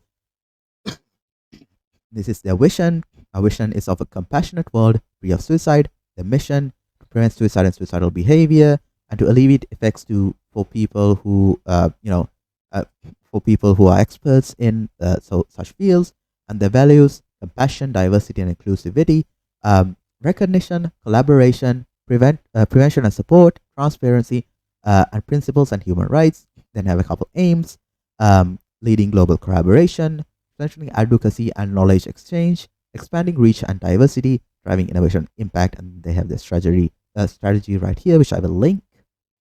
And then they have their Cycle Around the Globe 2024 event, which I will have discussed before this. But it's basically an event to raise awareness. You can do it from anywhere. It's a virtual event. You can do it from virtually anywhere in the globe. You can cycle or walk or run to spread awareness on suicide prevention and mental health through 10th September today, World Suicide Prevention Day, to 10th October, World Mental Health Day, uh, which I think falls on the 10th of October. Yes. So yes, you can be the light and you can potentially help someone. Again, we went through what suicide was. You guys can take a look at that section if you want it in more detail. Again, here's some key facts. More than 700,000 people die every year from suicide. It's a major cause of death. The third leading cause of death among 15 to 30-year-olds. 73% of suicide occurs in mid-income or low-income areas. For every suicide, there's so many more attempts. And then there's an overview: who is at risk, prevention and control, challenges and obstacles. And then we went through suicide ideation. Suicide ideation. Oh, not ideation. Sorry. Yes, suicidal ideation, which involves a person getting suicidal thoughts, thinking about suicide, and potentially planning on attempting suicide. There's lots of ways to describe it. We went through the suicide prevention kind of things you have to do, and then the symptoms, the feelings of guilt or shame, feelings of no self-worth. And if you talk about death a lot, they have a lot of emotional pain. If they're anxious, if they're depressed, if they're full of rage, and then we discussed a lot of reasons or a lot of symptoms that you can observe that may indicate someone might be having suicidal thoughts or might be thinking about suicide. So withdrawing from family and friends, using alcohol and drugs more frequently, sleeping or eating more or less, taking dangerous risks, researching ways to die, stockpiling medications, make a plan for their suicide, purchase a gun, make a will, give away important possessions of money, and saying goodbye. Um, and then we have the causes. We discuss the causes, which also aligns with the Wikipedia page, which is depression, a main cause, and a lot of other mental conditions, a history of suicide attempts, a family history of attempts, and substance abuse or other mental disorders. Chronic pain can lead to it. Recent release from prison, exposure to family violence, including sexual, physical, as well as domestic abuse, a direct or indirect exposure to other suicidal behavior, and the presence of guns in the home. And again, these are ways to prevent it. You talk with them gently, very gently, um, and don't judge them at all, taking what they say seriously, removing dangerous objects, which is much more of a direct approach, calling for help and staying with them until help arrives for more serious cases, following up with them after the crisis is over, always checking in on them, and then talk a bit about diagnosis, screening, you know, encouraging people to get support when if they need it, encourage them to talk more openly at support, encourage them to get both professional and family member support as well. um, Psychotherapy, medication, ongoing support, and then we discuss at the main Wikipedia page, which you guys can check out the section, but it's basically what we discussed everywhere else. The definitions, pathophysiology, the main risk factors, which is the same as before: job problems, economic problems, financial problems and job problems, legal problems, death of a loved one, argument, family problems. In addition to what we discussed before, um, and then we discussed previous attempts. It's very high risk when someone has attempted it before. It's very high risk to like if someone has attempted it before. It's very high risk to uh, in the fact that they can attempt it again. It's very risky. So you have to be very attentive of that. Mental illnesses and conditions can lead to suicidal thoughts, substance misuse, self harm, medical conditions, psychosocial factors, occupational factors, media to a certain degree, environmental exposures. I've discussed that talking about suicide does not increase it; in fact, decreases it most of the time. So it's very important to talk about it openly, freely, and without judgment. Other factors, and then prevention, and the screening, caring letters, and a couple of methods. Um, and yes, you can check out the Wikipedia page if you want um, more information on that. We also discussed it before. Then a couple of ways: suicide prevention. These are the symptoms we discussed before, the risk factors, and then assessing, screening, underlying conditions. Um, and then we discussed some of the statistics.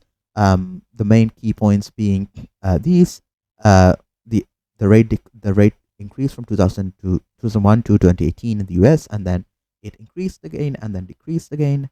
From 2020 to 2018 to 2018 to 2021. And then trans and female suicide rate uh, varied over the period, and observed increase from 2021 to 2020 to 2021.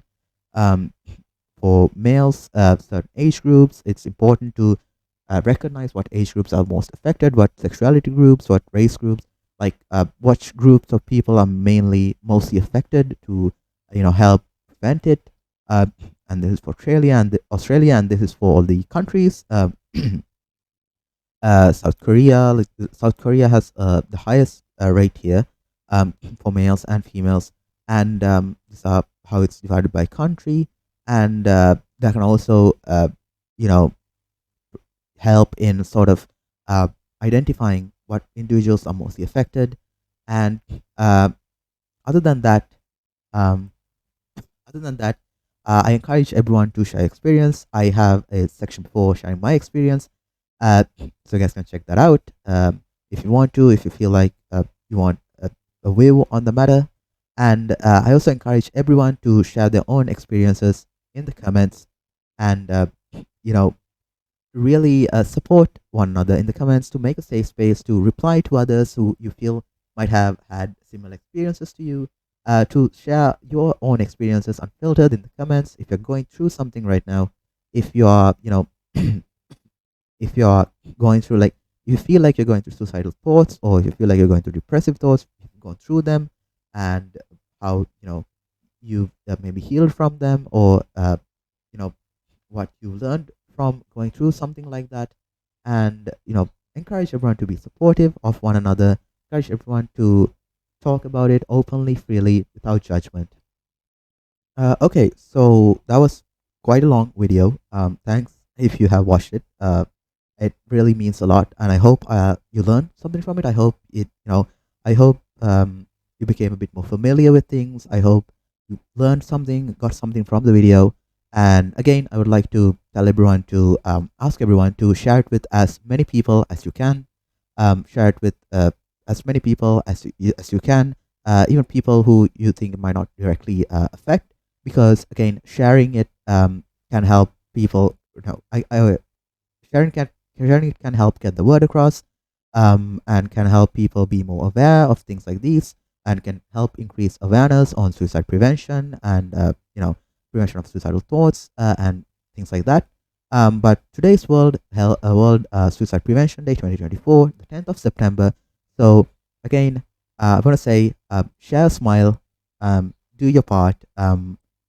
Just it could be a small thing, could be a big thing, but your gestures could end up saving someone, and your gestures could end up, you know, positively affecting someone much more than you think it could. To end, I want to say thanks for joining in. Thanks for watching. I really appreciate you watching and taking your time to learn about something like this, and engage with something like this. Again, I want everyone to use the comments if you're comfortable with it, to share your own experiences, unfiltered. If you're going through something, if you're going through any suicidal thoughts, or if you're going through any depressive, negative thoughts, or if you've gone through them, and how you might have overcome them, how have you maybe healed. If you have anything you want to say to people who might be going through them, use it as a safe space. Use it as a space to discuss. Use it as a space to discuss about things like mental health, things like suicide prevention. But yeah, that's all I wanted to say for today. The video did get quite long, so thanks for sticking for the entire ride. If you did, I did summarize everything in the summary section, so you could watch that if you don't have much time. But I did. That's all I wanted to say for today. Again, I want to say I do have a couple things planned for the future. I do want to do something to do my part, especially for the mental health awareness, or mental health situation of Sri Lanka, where it's not given that much attention or given that much priority. I do want to do my part. I want to try creating a non-profit in the future, um, at some point. And there are a lot of organizations in Sri Lanka, and I think they're great. I think they're amazing. I think we can make something much more effective. Um, but there's a lot of institutions. Sometimes they're not effective, but they are great, and it's amazing that they're there for people to reach out. I don't still think they're the most effective they could be, and I have plans for how to make it a bit more effective. But I do want to create a nonprofit in the future. Um, I don't have funds as of currently. I'm in uni, so I'm not earning anything at the moment.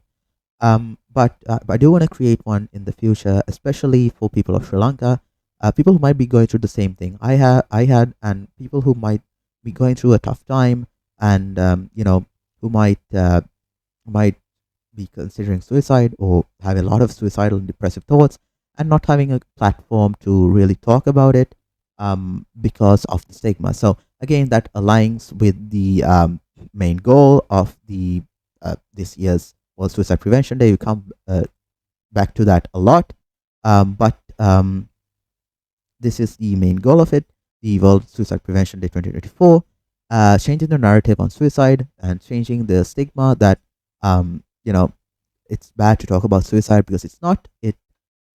It's not bad to talk about anything like that. It's actually great to talk about something like that, because people can be more open, and people can you know freely express how they're feeling, if they're feeling suicidal even, and then they can recognize when they need support, and then they can get that support. So talking about it is really important, and talking about it without being judged is really important. I do want to end with that.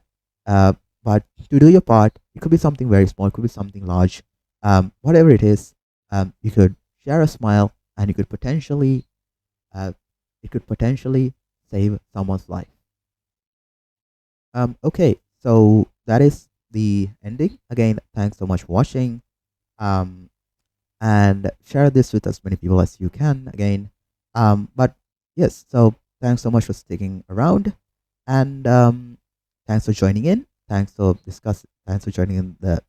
Thanks for watching this entire video.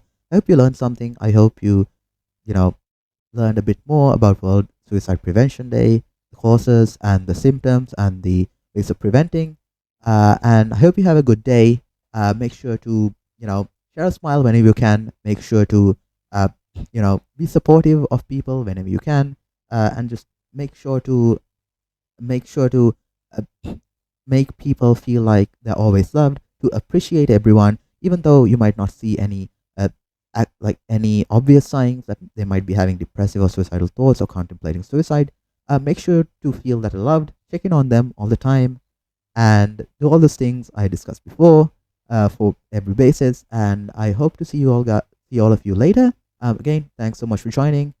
Share this with as many people as you can. I would really appreciate it, and I hope we can work together to make to make the number of suicides per year much low and eventually get to zero, and to make people feel much more loved, and you know to support people a lot and make people feel like their life is fully worth and their life is valued, to make them feel appreciated, and to make make them feel like everyone's life is worth so much.